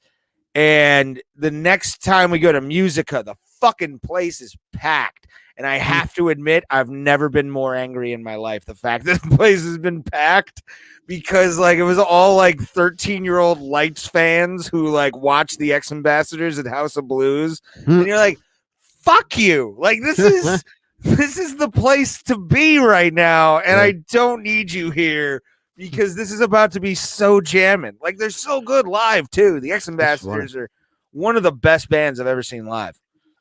I saw Boba Flex at Rock in the Range where they only had jealous. 2 stages at the time. And so the second stage, there's a ton of people there too. Thousands of people, right? And everyone was so pumped. They were great. That's the first time I ever like even heard of Boba Flex. They were amazing. Yeah. And then the next time I saw him, me and 35 other people saw him in a bar in Texas. And then I also saw him at the Carriage House in Louisville. But the first time I saw him, there was thousands of that. And the thing is, that's why how I really fell in love with them, because they put on the exact same show energy wise. Yeah. Like they played the exact same show for 3,500 people as they did for 35 people. I want to see. They were awesome. A band like that I want to see, just because the first time I ever saw them, I think they're done, but the festival, like I saw them at a festival, was Five Finger Death Punch. I saw them at Rock on the Range 2010, and I want to see them in like a House of Blues or like a smaller venue with like a smaller crowd, because like I watched Ivan, the lead singer, who was also in a band called Ghost Machine. If you've never heard of Ghost Machine, who are you talking about? Five Finger Death Punch. I heard of Motograder. No, but there's this band that the lead singer of Five Finger Death Punch was in called Ghost Machine, and they had like one big hit called "You Had It Coming." He was some Motograder too. I've never heard of Motograder. You have to send me some. I never heard of the one you're talking about. Is it the same band? We're just missing the name. No. This is like 2004. Like before like FF5 became a thing. Yeah, so it's Motograder. But yeah, I've never heard of Motorgrade. No. Ghost Machine though, have heard because I was an Opie and Anthony fan. And they were playing like a song that some guy from XM was like in the band or whatever before Ivan moved on to Five Finger. But I remember literally being impressed with Ivan because he was like, any of you motherfuckers that want to shake my hand, you have to crowd surf to get here. And it was waves of humanity. It was like a wave pool at like Dover Lake Water Park, just completely just woof, woo, and you just see humanity. And I'm like, I want to see that shit at like the House of Blues and just watch the chaos ensue. It's like a Guar show. That's why I love Guar. It's always chaos, Yeah, no matter what. I saw him in the soccer stadium at Rockin' Range, and man, I went to one of those. It was like it was the second one they ever did. It was like 2007 or 2008. 2008, yeah. It was fantastic. So many great bands I saw. I mean, not just Bowflex. I saw Seven Dust, which was they were awesome. Saw them in 2010. Alter Bridge. Who? Alter Bridge. I didn't see Alter Bridge, but I saw Miles Kennedy with Slash at 2010. Cool. Kill Switch with Howard Jones. Missed that to watch Seven Dust. This is the thing when they only have Shaman's Harvest. When I like Shaman's Harvest too. They only have Twitter. When they only have that's cool. They only have one. Excuse me. They only had two stages. The bands didn't overlap very much. Mm-hmm. Which was cool. I think the headliners were like Disturbed. Oh, we didn't watch Kid Rock. We left. Oh, this Kid Rock was last show, son. I didn't really care. Although without Joe C, I don't know if I would like. I went to one show post Joe C of Kid Rock's. I got sad. I was also like 10. Is that the little guy? Yeah.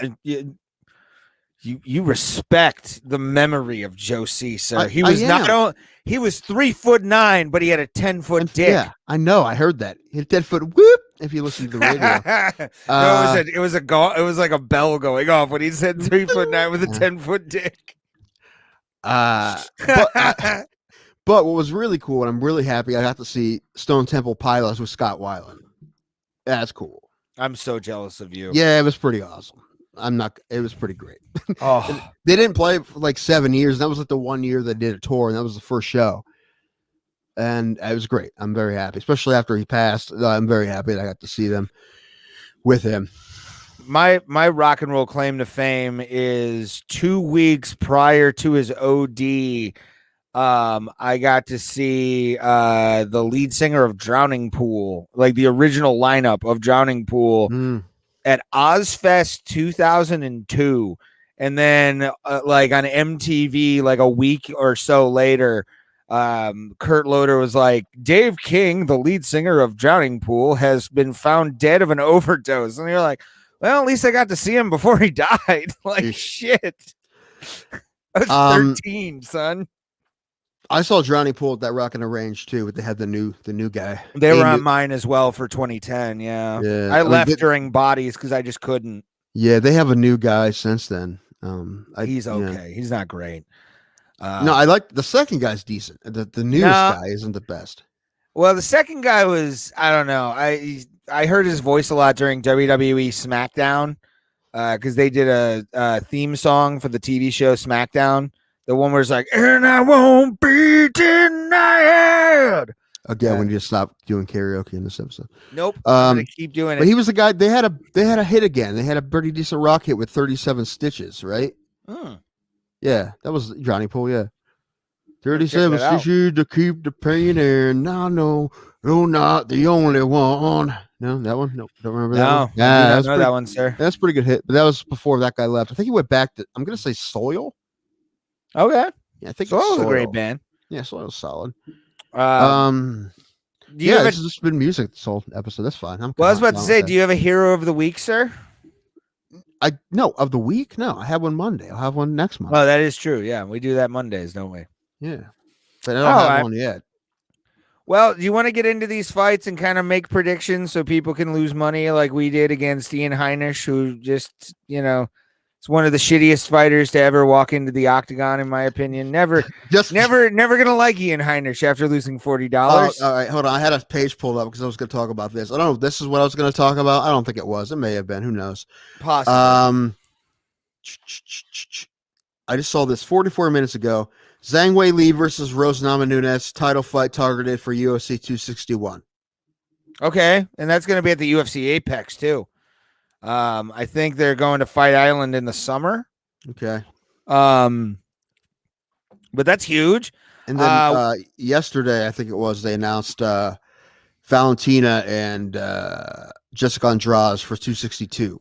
I did see that. That's good because that's going to be like, as far as odds go, that's going to be one of the closest fights that Valentina's had in a long time. Oh, that's going to be a huge fight for especially with Jessica Andrade being the savage that she is. I mean, yeah, she was a champion at 115. She's moving up. She got a big win against how do you say her name? Kuchagian. Bless you. Either way. Yeah, either way. Kuchagian, who's tough. And she knocked her out, finished her. So that should be good. Valentina's still gonna. I'm still gonna expect her to win. She'll still be the favorite, but it's gonna be a lot closer than it has been in the past as far as odds go. Yeah, I honestly think Jessica Andrade at 125 is a savage. Like the way how she did her debut at 125, just being a fucking lunatic the way she is, I can see her being a very big problem for Valentina, just based on her toughness. Because a lot of like the women she's fought, no offense to Jessica I mean, she outclasses a lot of people at 125. Yeah.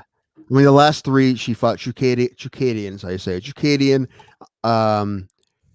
Maya, and Andrade, I believe, is better than all of them. Maya had a good fight against Valentina, but I think Andrade is better than all of them.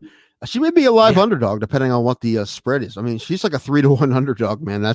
She may be more than that because it's Valentina, but that's one of those that I'm gonna be like, is she gonna be that big of an underdog against anyone? But it's Andrade. Like what I was thinking, I'm like, yeah, Dustin Poirier is fighting Connor, but he's Dustin Poirier. You're giving him 2.5 to 1.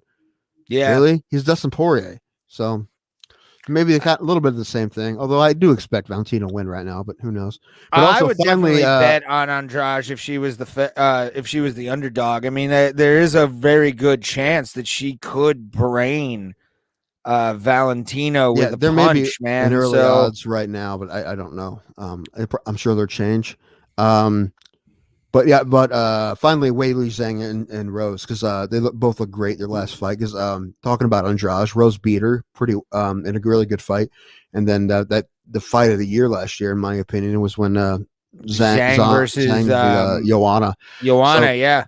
So yeah, it should be great. I'm really excited for that fight. It should be great. That's a 261. I saw something else for 261, but I can't remember. But Tim, I'm going to throw this banner up and allow you to talk because I have to go pee, and luckily I'm right by the bathroom, so I don't have to go that far. Well, I have to do it too. Well, actually, I wanted to get a drink, but you do that. And let me pee first, and then I'll come back and entertain the people. All right, and I'll be right back. All right. This is the one problem when we do these live streams, and because Ray doesn't feel like editing videos anymore for whatever reason. We'll do it eventually. So I'm just looking at UFC news right now. Daniel Rodriguez and Mike Perry was set up recently. I don't know when, sometime in the next couple months. Valentina Shevchenko just on draws. That's 261. Excuse me, that's 260. Nope, I take it back. I'm stumbling over my words. So I'm talking about myself. Okay, I take it back. I'll tell Ray this. They're going to do both of them on the same card. I believe I thought one was 262. One's 261. The other is 260. They're both 261. Again, I'm talking over myself. But yeah, both the flyweight, women's flyweight, and women's strawweight are going to be on the same card, which should be really fun. Yeah, it's going to be really, really. It's really interesting. I'm going to look at odds, see if there's any early odds right now for these fights. Yep, here we go. Valentina Shevchenko and Jessica Andrade betting odds revealed. Right now, we're looking at Shevchenko minus 350 and Jessica Andrade minus 285, which definitely is smaller odds than it's been in the past for Valentina fights. Like I think Mayo is like a plus 800 or something, 600, something like that. Okay, Ray, I just told the people, but I have to feel like this is a pro wrestling thing too. Like I should come out to like Steve Austin's theme song. You just hear this. Sorry, we're the worst show in the world. See, look what we're doing. Anyway. We're the worst. I was just telling the people, Ray, that I was mistaken a bit. Both those fights are on the same card right now, so that's cool. Ooh, that's even better. Yeah, they're 261. And I just saw there's early odds for Shevchenko and Andrade. Shevchenko minus 350, Andrade plus 285, which is super compared to like what her fights have usually been. That's super close compared to what. Yeah. I mean, 285, that's I don't know. I think it would have to be. You said UFC 261, yes? Yes. All right, I'll be right back. All right. Good? Yeah, I'm going to talk about WandaVision while everybody's gone. No spoilers. Yeah, promise no spoilers, man. Don't do but that. But man. I will give my current opinion on episode 8 and what's going on. If you want, or Bo Jackson cameo. Who would have thought? Bo Jackson. Bo Jackson just and Muhammad Ali fighting Superman. It was it was interesting. But if you we're having a pee break. This is usually once a show. But I wanted to talk about WandaVision for those nerds out there right now. Pretty much invested in WandaVision. I love the show. Episode 8 just dropped today. If you've watched it on Disney Plus, it's awesome. Like I like the fact that this was the episode where a lot of loose ends are tied up, not in the show itself, but just through the entire Marvel history, explaining so much, and it's awesome. If you guys haven't watched WandaVision yet, go check it out, man. Like WandaVision is so good. From the episode 1 until now, I have been invested for 8 weeks. I have 2 months. 2 months of my life has been spent watching WandaVision, and I couldn't be happier about it because of just the character development. Catherine Hahn is just so good. I loved her. I was having a conversation today with a friend about Catherine Hahn and how much like I loved her in a lot of the movies that she's done from Wanderlust on. And she's just perfect, dude. Like she's one of the best people on that show, and I'm so excited to see what happens. If you haven't watched the show, Senior Scratchy, I'm excited to see what that is. That's a spoiler for people. Just look that up. But just this whole show has been perfect. They're really playing on a lot of good comic book storylines from the 80s and 90s that you look at it and you're like, yes, this is amazing. So good. But yeah, man, it's definitely, it's fun to like have those kind of show things on there. Disney Plus right now just killing the game, especially with WandaVision. It's just everything they're doing right now to live up to the finale, which is coming up next week, next Friday. They're dropping the episode 9. And I think it's going to be, because weird part about like this episode of WandaVision is it was longer than a lot of episodes, but sort of the same length. It was like half an hour, and then the post-credit scene. There's been 2 post-credit scenes this entire show, and it's been the last 2 episodes. And I'm excited for it, dude. Like I'm so excited for episode 9 of WandaVision. It's gonna be dope. Like, Tim, what do you think about WandaVision, sir? I don't know what you're talking about. What I do know, I do. I don't know what you're talking about. WandaVision as a whole, man. Like WandaVision is a great fucking show.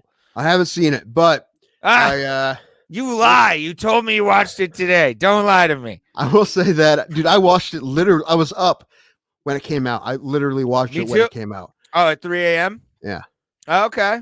I was passed out. I usually wake up, watch it before I go to work because I wake up at 6:30 every day. I have to do that so Ray doesn't spoil it for me. Ah, it's because I I don't tell you, want dude, the Disney Plus to get taken away from me again. I I want to tell you watch this. Mandalorian next year or this Tell you- year.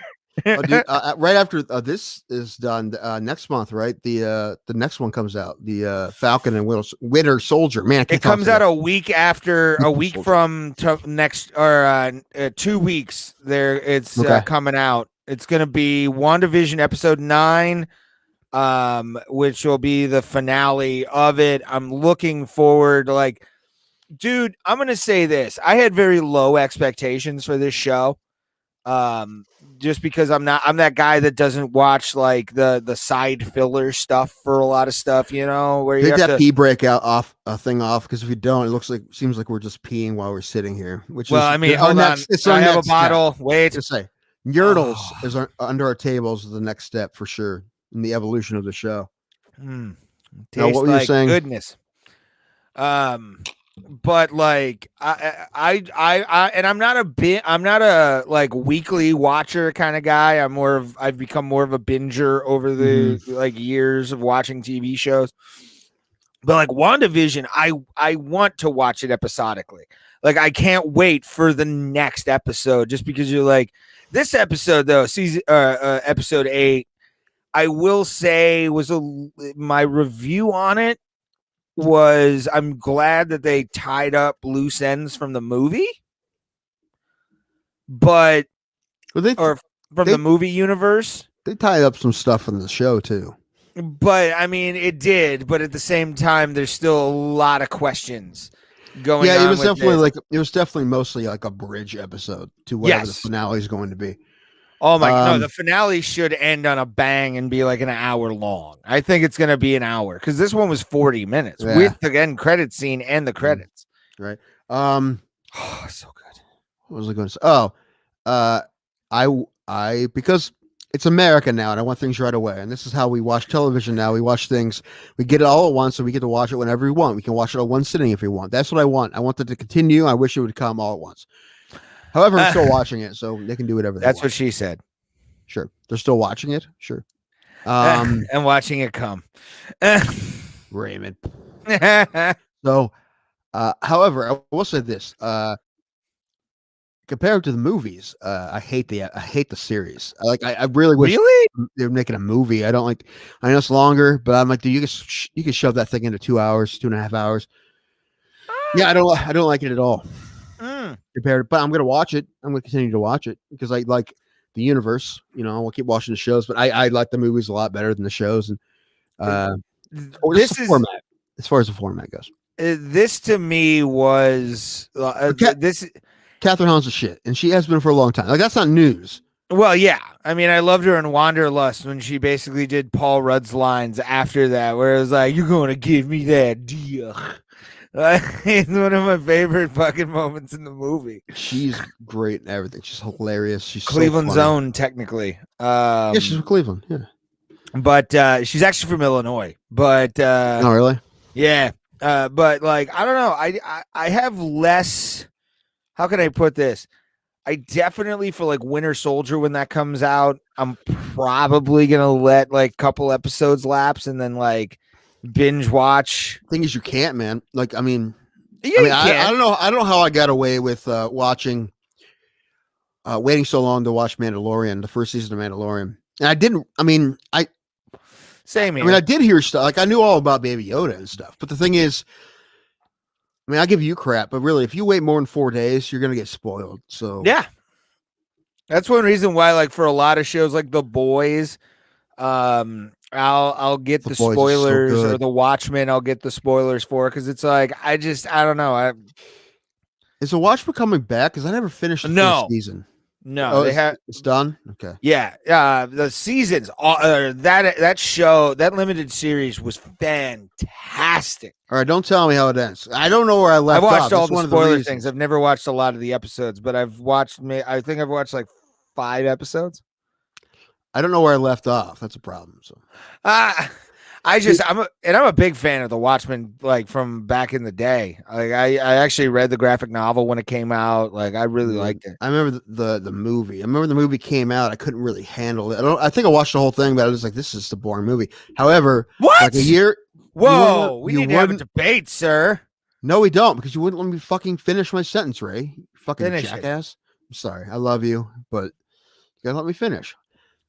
That's when I was younger. I watched it again like a year or two ago, and I'm like, no, this is a good movie for sure.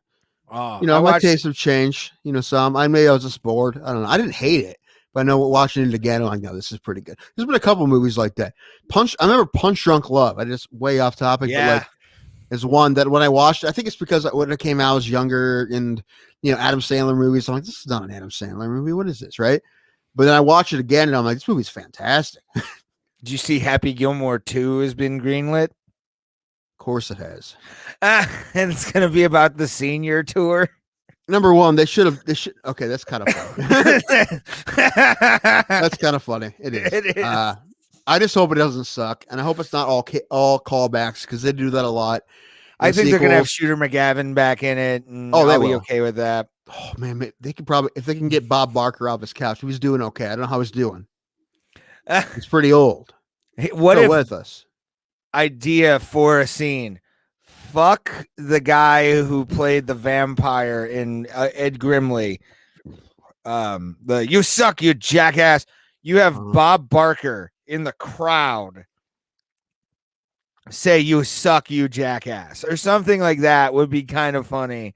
Like, we have to go again, old man. Like, I don't remember her name, but the woman who was in that, she was in Modern Family, and she was in the Halloween movie they just did. Oh my god, she was in Modern Family, wasn't she? Yeah. Oh my god, I forgot she was the mom from Modern Family. Yeah. Holy shit. Somehow hotter in Modern Family. That she wasn't Happy Gilmore, though. It's the long hair. Like she really didn't have a good 90s like pixie cut going on. It wasn't. What? It's funny. Like there's a lot of people that didn't look that good in the 90s look better now. I don't know if it's like nutrition probably is one thing, or I don't know. Age. Maybe just no one looked good in the 90s, I think is also a thing. Anyway, she'll probably be in it because she was in the Hubie Halloween movie. I'm assuming she's going to be in it. And what's his name? What is his name? I don't know. Jaws is dead, so you can't have Mr. Larson again. Okay, and then what else was in that? Carl Weathers. Carl Weathers will probably have a cameo in it. There'll be like a happy place moment as well. I guarantee it. And I'm kind of I want that. I want some tubs in my life. Like there's not many chubs, especially if it takes a long time to make a sequel. It's not very often it's good, especially a comedy movie. Not very often it's good. No, it'd be really cool if they could figure out a way to make it good. It'd be awesome. Well, as long as Adam Sandler number one, rated R, rated freaking R. Number one, rated R. Yes, and don't pull any punches, and don't make it all callbacks. All right, a couple callbacks are fine, but not a whole movie of callbacks is garbage. I hate that. Agreed. Super Troopers 2, all callbacks, fucking garbage. I've never seen Super Troopers 2 because I don't want to ruin Super Troopers 1. Yeah, the thing is, it kind of does. But the thing is, listen, I have a different perspective on it now because, I don't know, you and I are in entertainment more or less. The thing is, they're going for the money, and I'm fine with that. Just get your money. That's fine. Get your money, get your cash. That's fine. No problem with that. It's not like those guys are super rich either. They don't do like have a ton of movies and stuff. They're okay, I'm sure. Sure, they get Super Troopers royalties because that still does pretty well. And they make some other funny movies. But yeah, if they're getting the check to make that movie, then yeah, make the movie. That's fine. I'm fine with that. But yeah, and it's going to be, I think, under Happy Madison again too, which would be fun. Oh, his production company. Yeah. The thing is, this should have made that movie 10 years ago at least, or 10 or yeah, it should have made it like 2007. See, I think though the senior tour, he's an older guy now. It'll add it to the fun part of it rather than like, oh, his second year on the tour. What's going on, everybody? He's gonna lose his drive. That's what's gonna happen, right? Probably. It has to be part of the plot. He has to get a short game. Has he not gained a short game for the? No, he doesn't have a short game except for the putting. And then at the end, he gets in a horrific car accident. No, he doesn't. What? He doesn't get in a horrific car accident. I was making a terrible joke when you could have saved me from it for not getting it. You son of a bitch. Why would you say that about Happy Gilmore? He's one of the greatest golfers to ever live. No, listen. Your fucking Speaking ass of one of the wants him to get in a listen, goddamn car accident. Listen, I don't want him to. Hold on. Listen, that's a character. All right. Listen, it happened to one of the greatest Mr. golfers of all Imus. time. All the love in the world to Tiger Woods. I hope he's doing okay. Yeah, what did you think about that? Before we get into fights, I want to get your opinion on that. I haven't heard anything. So I was at work. He got in a really bad wreck, but I don't. I mean, he was. I mean, I know there's in the past he was on some things, but was that the case? I honestly, he got arrested a couple years ago for I think for getting OVI or something because he was on pills, prescription pills, but pills. Yeah, the thing about like the Tiger Woods thing was when it happened, I was at work. And I was following it because of the idea that kitty, pretty kitty. Kitty time, kitty on the show. Hi, kitty. It's kitty time. Wait a minute, let me create a banner for this. Oh, Wait. No. She's taking off. She wants off. She wants gone. Okay. I was gonna if we talk about bands, it's actually one of my favorite bands is Kitty. I loved Kitty. What I always wanted. All girl metal. Again, band. apologize for the karaoke. Man, the acid reflux is messing my throat up. I'm losing my voice now. Can't sing. I usually can, but good days I can. But no. But what was I talking about? Tiger Woods. Oh, yeah, he got into car wreck Tuesday. I think it was. Yeah, it was this week. And he's had leg surgeries. They had to get the jaws of life out at one point because, like, and if you saw the car, I mean, the car was just wrecked, dude. Like, it was fucked. Did he say anything? Was it his fault or? They haven't said anything. They've just said, he's awake, responsive, all that kind of stuff. I honestly think he was probably on some stuff for his back because he's had back injuries in the past. And he's been pulled over for that before too. Yeah. Or arrested for that before. I honestly my prognosis is, he was probably pilled up. Let's not say that till we know. Crash a car like that normally. Let's not say it until we know. Well, yeah, let's not never going to release the toxicology reports on that. They're never going to release the toxicology reports. Let's not give the guy crap. Let's just feel bad about the fact that a guy had a horrible accident. And I'm not saying always terrible, and he's one of the greatest athletes of our time. And God, geez, that guy made a golf. I mean, gee. A guy can make a sport boom that much. There's only a handful of people who can make people watch a sport they don't usually watch. There's only been a handful of those ever. And he's one of them in golf. Michael Phelps in swimming, Lance Armstrong in cycling. All drug users. But still. Well, Michael Phelps didn't cheat. He did. He's called using steroids. Did he? Okay. Yeah, that's why. No, it was the marijuanas. It was the marijuanas that lost a lot of his shit. And then, Serena Williams, Ronda Rousey was one for a while too. Conor McGregor still is one, but there's not many of them. Steve Austin. There's not many of them. But I mean, the craziest ones were Tiger Woods and golf, because golf's not the world's most exciting sport unless someone's kicking ass. And dude, honestly, cycling was the fact that people watched cycling for a while was insane. Yeah. Yeah, for sure. My dad had a different name for Tiger that I can't use on this podcast. Well, that's unfortunate. He was an old Polish man, so I'll tell you off air. I don't think you have to. But it's horrible. I'm not saying that it's not a bad thing that Tiger Woods is injured. He'll probably never play golf again because he had a couple surgeries already on his leg to fix it. So there's no way. I mean, which sucks because he'd probably even play senior golf and whatnot, and every once in a while he'd show up with his son or whatever and he'd play some holes or whatever. But if he's hurting really bad, he may not be able to do that. Oh, and the way they were talking about his leg was enough to make you realize, where he's had I think 2 or 3 surgeries since Tuesday on his leg. And what really bothers me is I hope it doesn't affect his mental state so much because he won't be able to golf again. You know, what's a guy like that do if he can't do anything with the sport again? His kid's playing now, so he'll be able to help his kids. So that's good. That's Mm, something he can do. But yeah, yeah, it bothers me because dude, he's amazing. He's fantastic. And the fact that was it 2019 or 19, he won the Masters. That was yeah. amazing. I watched that whole final round. It was so great to see him come back and win that.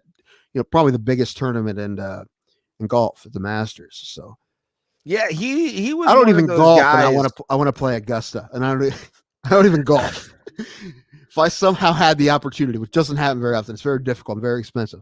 But if someone asked me, "Hey, I have a membership or whatever, you want to play Augusta?" I would play Augusta, even though I don't golf, because it's Augusta. At Actually, I think golf's Augusta, something walking up to the 18th hole with I may tears in his start getting eyes. into golf casually, become a weekend hacker. I can do that. I don't expect to be good at it, but it's something you can drink beer, drive in a little car. Oh, I that's one reason why I love golf. I Yeah, played I think we'll start golfing. Buy some cheap clubs. I love the shout internet. out shout out to a good friend of ours, Bob Kinner. After a family wedding, which I was a groomsman in for his cousin who I went to high school with, me and Bob played 18 holes together in Menor. And I've never had more fun playing golf in my life. Like we got drunk. I think I played another 18 after that by myself too. Just loaded my cart up with beer and was like, "Fuck it, let's party, dude!" Like, I Yeah, don't care. like my buddy again, my buddy Alan, who's been on the show. He asked me if I golf, and I'm like, no, but I'll go golfing. When you like, you asked me if I'm going to hang out with you and a couple other dudes, get drunk, and ride around in a little golf cart all day. I'm like, yes, I'll do that for sure. I mean, I'll be terrible Oh at it, hell yeah! and I probably just give up on most of my balls. But yeah, I'll fucking golf. The I mean, girl I dated I've done when top golf. That's really fun. I want to go to Top Golf so bad. Have you been? It's fun. Oh, never been. I Yeah, used to go to it's fun. driving ranges all the time. It's I fun. loved it. They were really smart when they figured that thing out. So the last time I was in Columbus, we were going to go, but we went on a whim, and there was like a 5 hour wait. Oh Jesus! There's a place near me that's like indoor golf kind of thing. I think it's called like 1866 or something like that.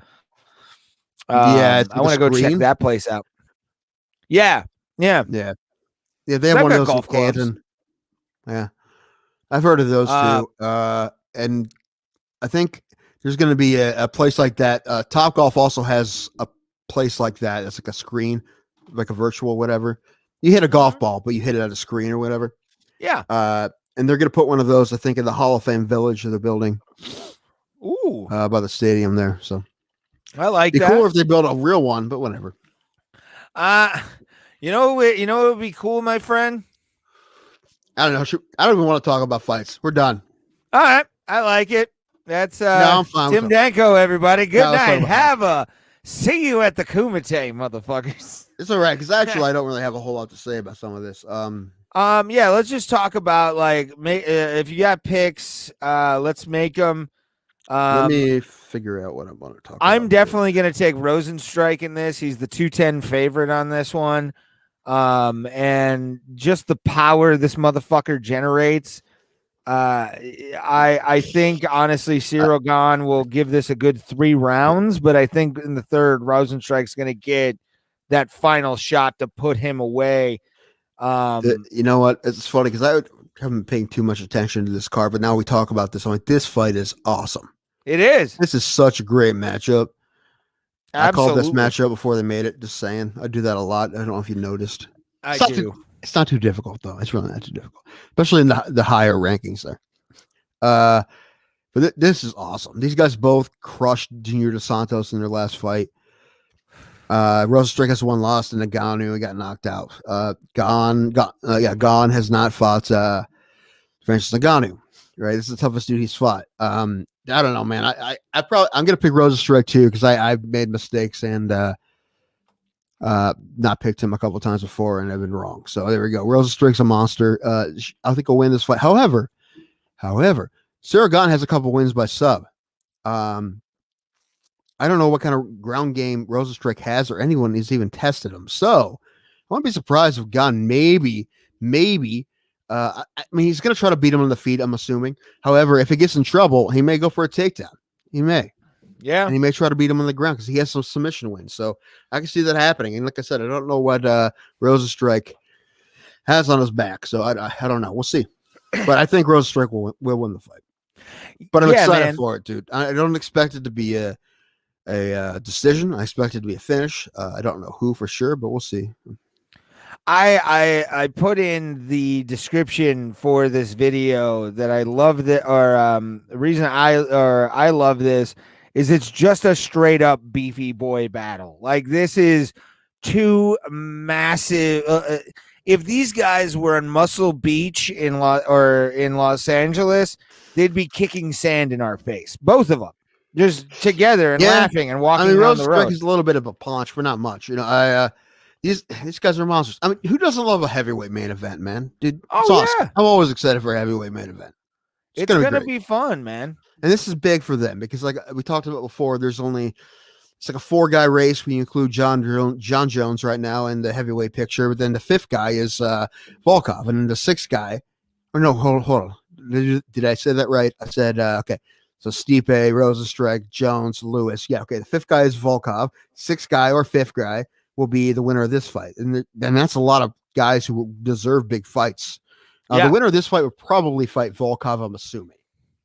Probably. I would. Yeah, that would be a good guess for sure. Just so you can kind of figure out where the top 3, top 4 guys are. I honestly, Rozenstruik or Gane would definitely be a good opponent for Alexander Volkov. I think honestly Rozenstruik would beat the brakes off of fucking Volkov, but that's just me. Just based on his power game, man. His power game when it comes to his punches are devastating. Just devastating. Volkov, man. So is Volkov, and he's long. I don't know, man. Yeah, but you let fucking Rozenstruik in. He'll give you his own version of plastic surgery on a fucking BioShock level. So Gane though, so who knows? Yeah, but I mean Rozenstruik busted Alistair Overeem's face open, made him look like a predator. He did. However, he was losing that fight until that happened, but he won the fight. It's going to be interesting. And then we'll talk about Magomed Ankalaev is on this fight as well. This guy's a beast. Love this guy. Love him, man. He's a power puncher, Russian, but just beast. And I'm excited. He's coming off 2 wins against Kutalaba. Right, one was iffy, but the second one was straight 100 fam. Like, it was did great. he ever? Yeah, he got him. Boo, he got him good. And I say his name, Krylov, yeah. Krylov's coming off the decision win against Johnny Walker in Brazil right before COVID hit. Right, it was the last card with fans they had. No, I take that back. They didn't have fans. That was the one they did in Brazil without fans. It's the first one they did without fans. The creepy one. Yeah, that was the weirdest one. However, he had a great fight against a really tough dude, Johnny Walker. These guys both bang. I'm picking Ankalaev because dude, he has so much pop, and I think he knocked this dude out. However, Krylov's a beast too. It's a good co-main event. It's going to be a banger, and it's Russia versus Ukraine. That's always interesting. It's a nice little civil war going on. Yeah, that's always something you keep your eye on. Sure. This one I'm interested in, just based on the names. Pedro Munoz versus Jimmy Rivera. This one's going to be a war, dude.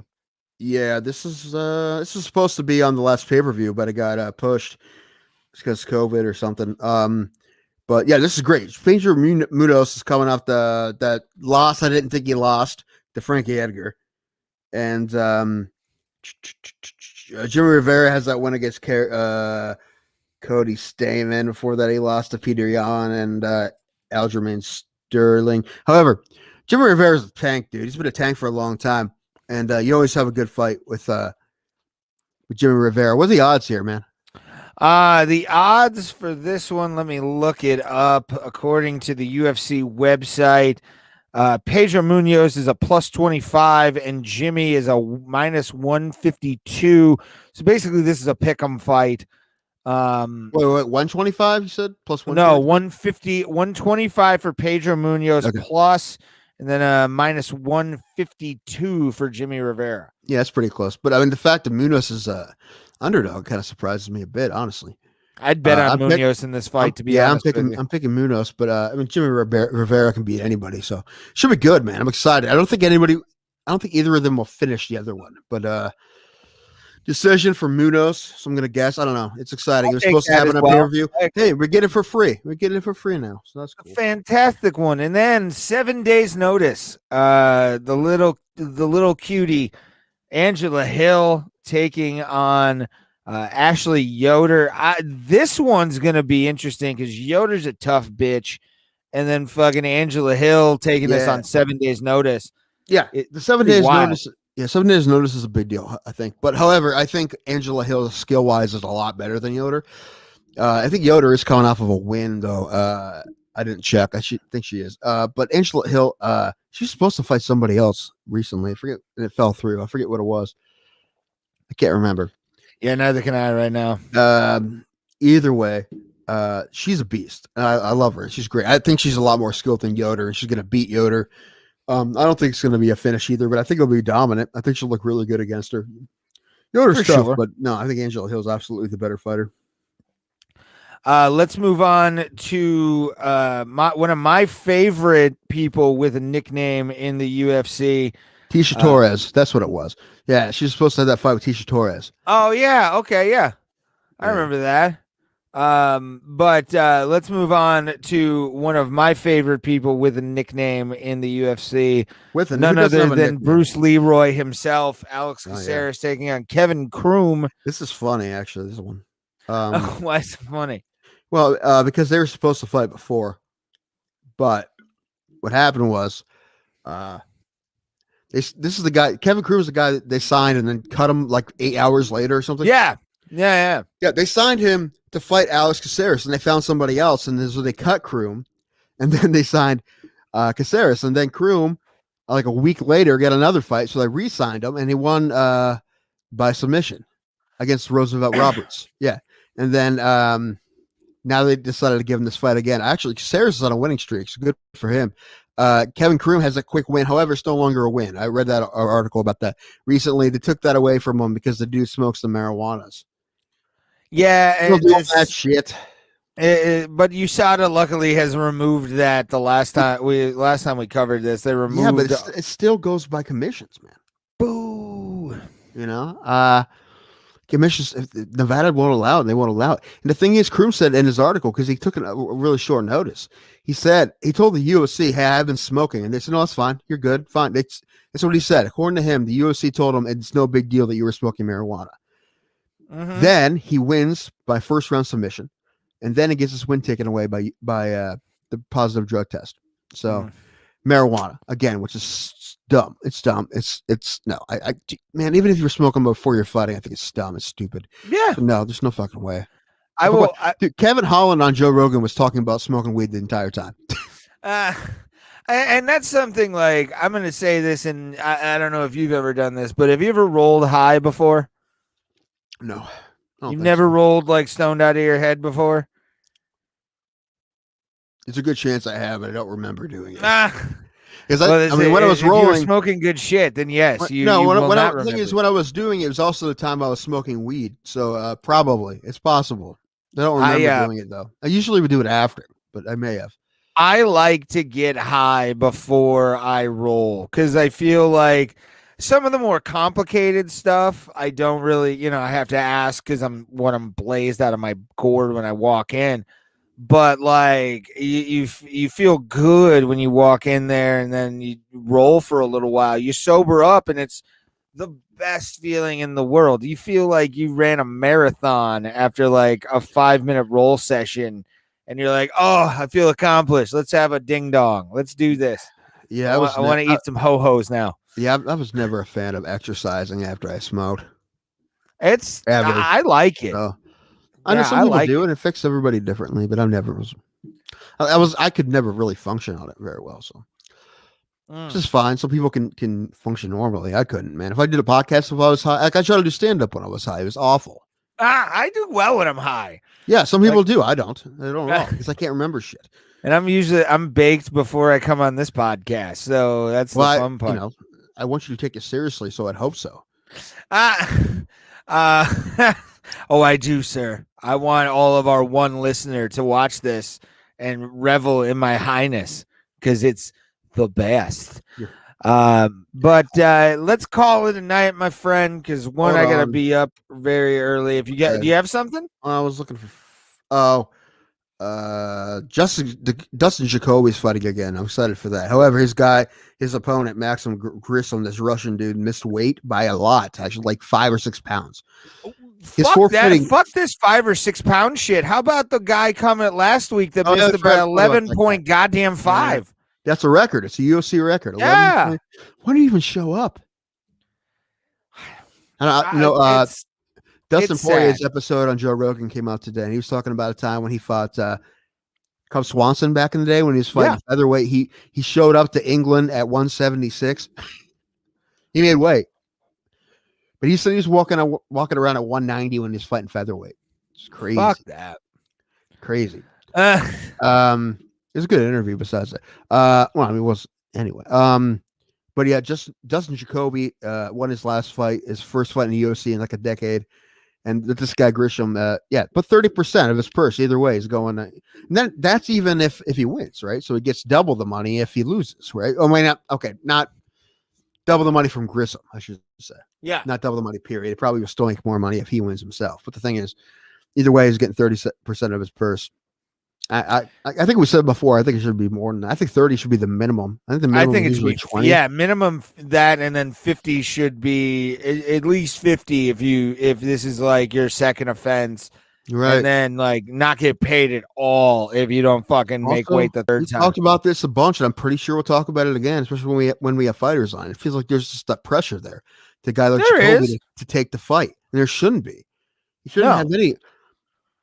But it's the fight game. I mean, that's what you do. Too. And he's trained, he's ready to go, and he's not happy about it. But I'm like, dude, I mean, look, the thing is, Dustin Jacoby probably won't get cut if he loses this fight, and I don't know if he'll ever be a champion.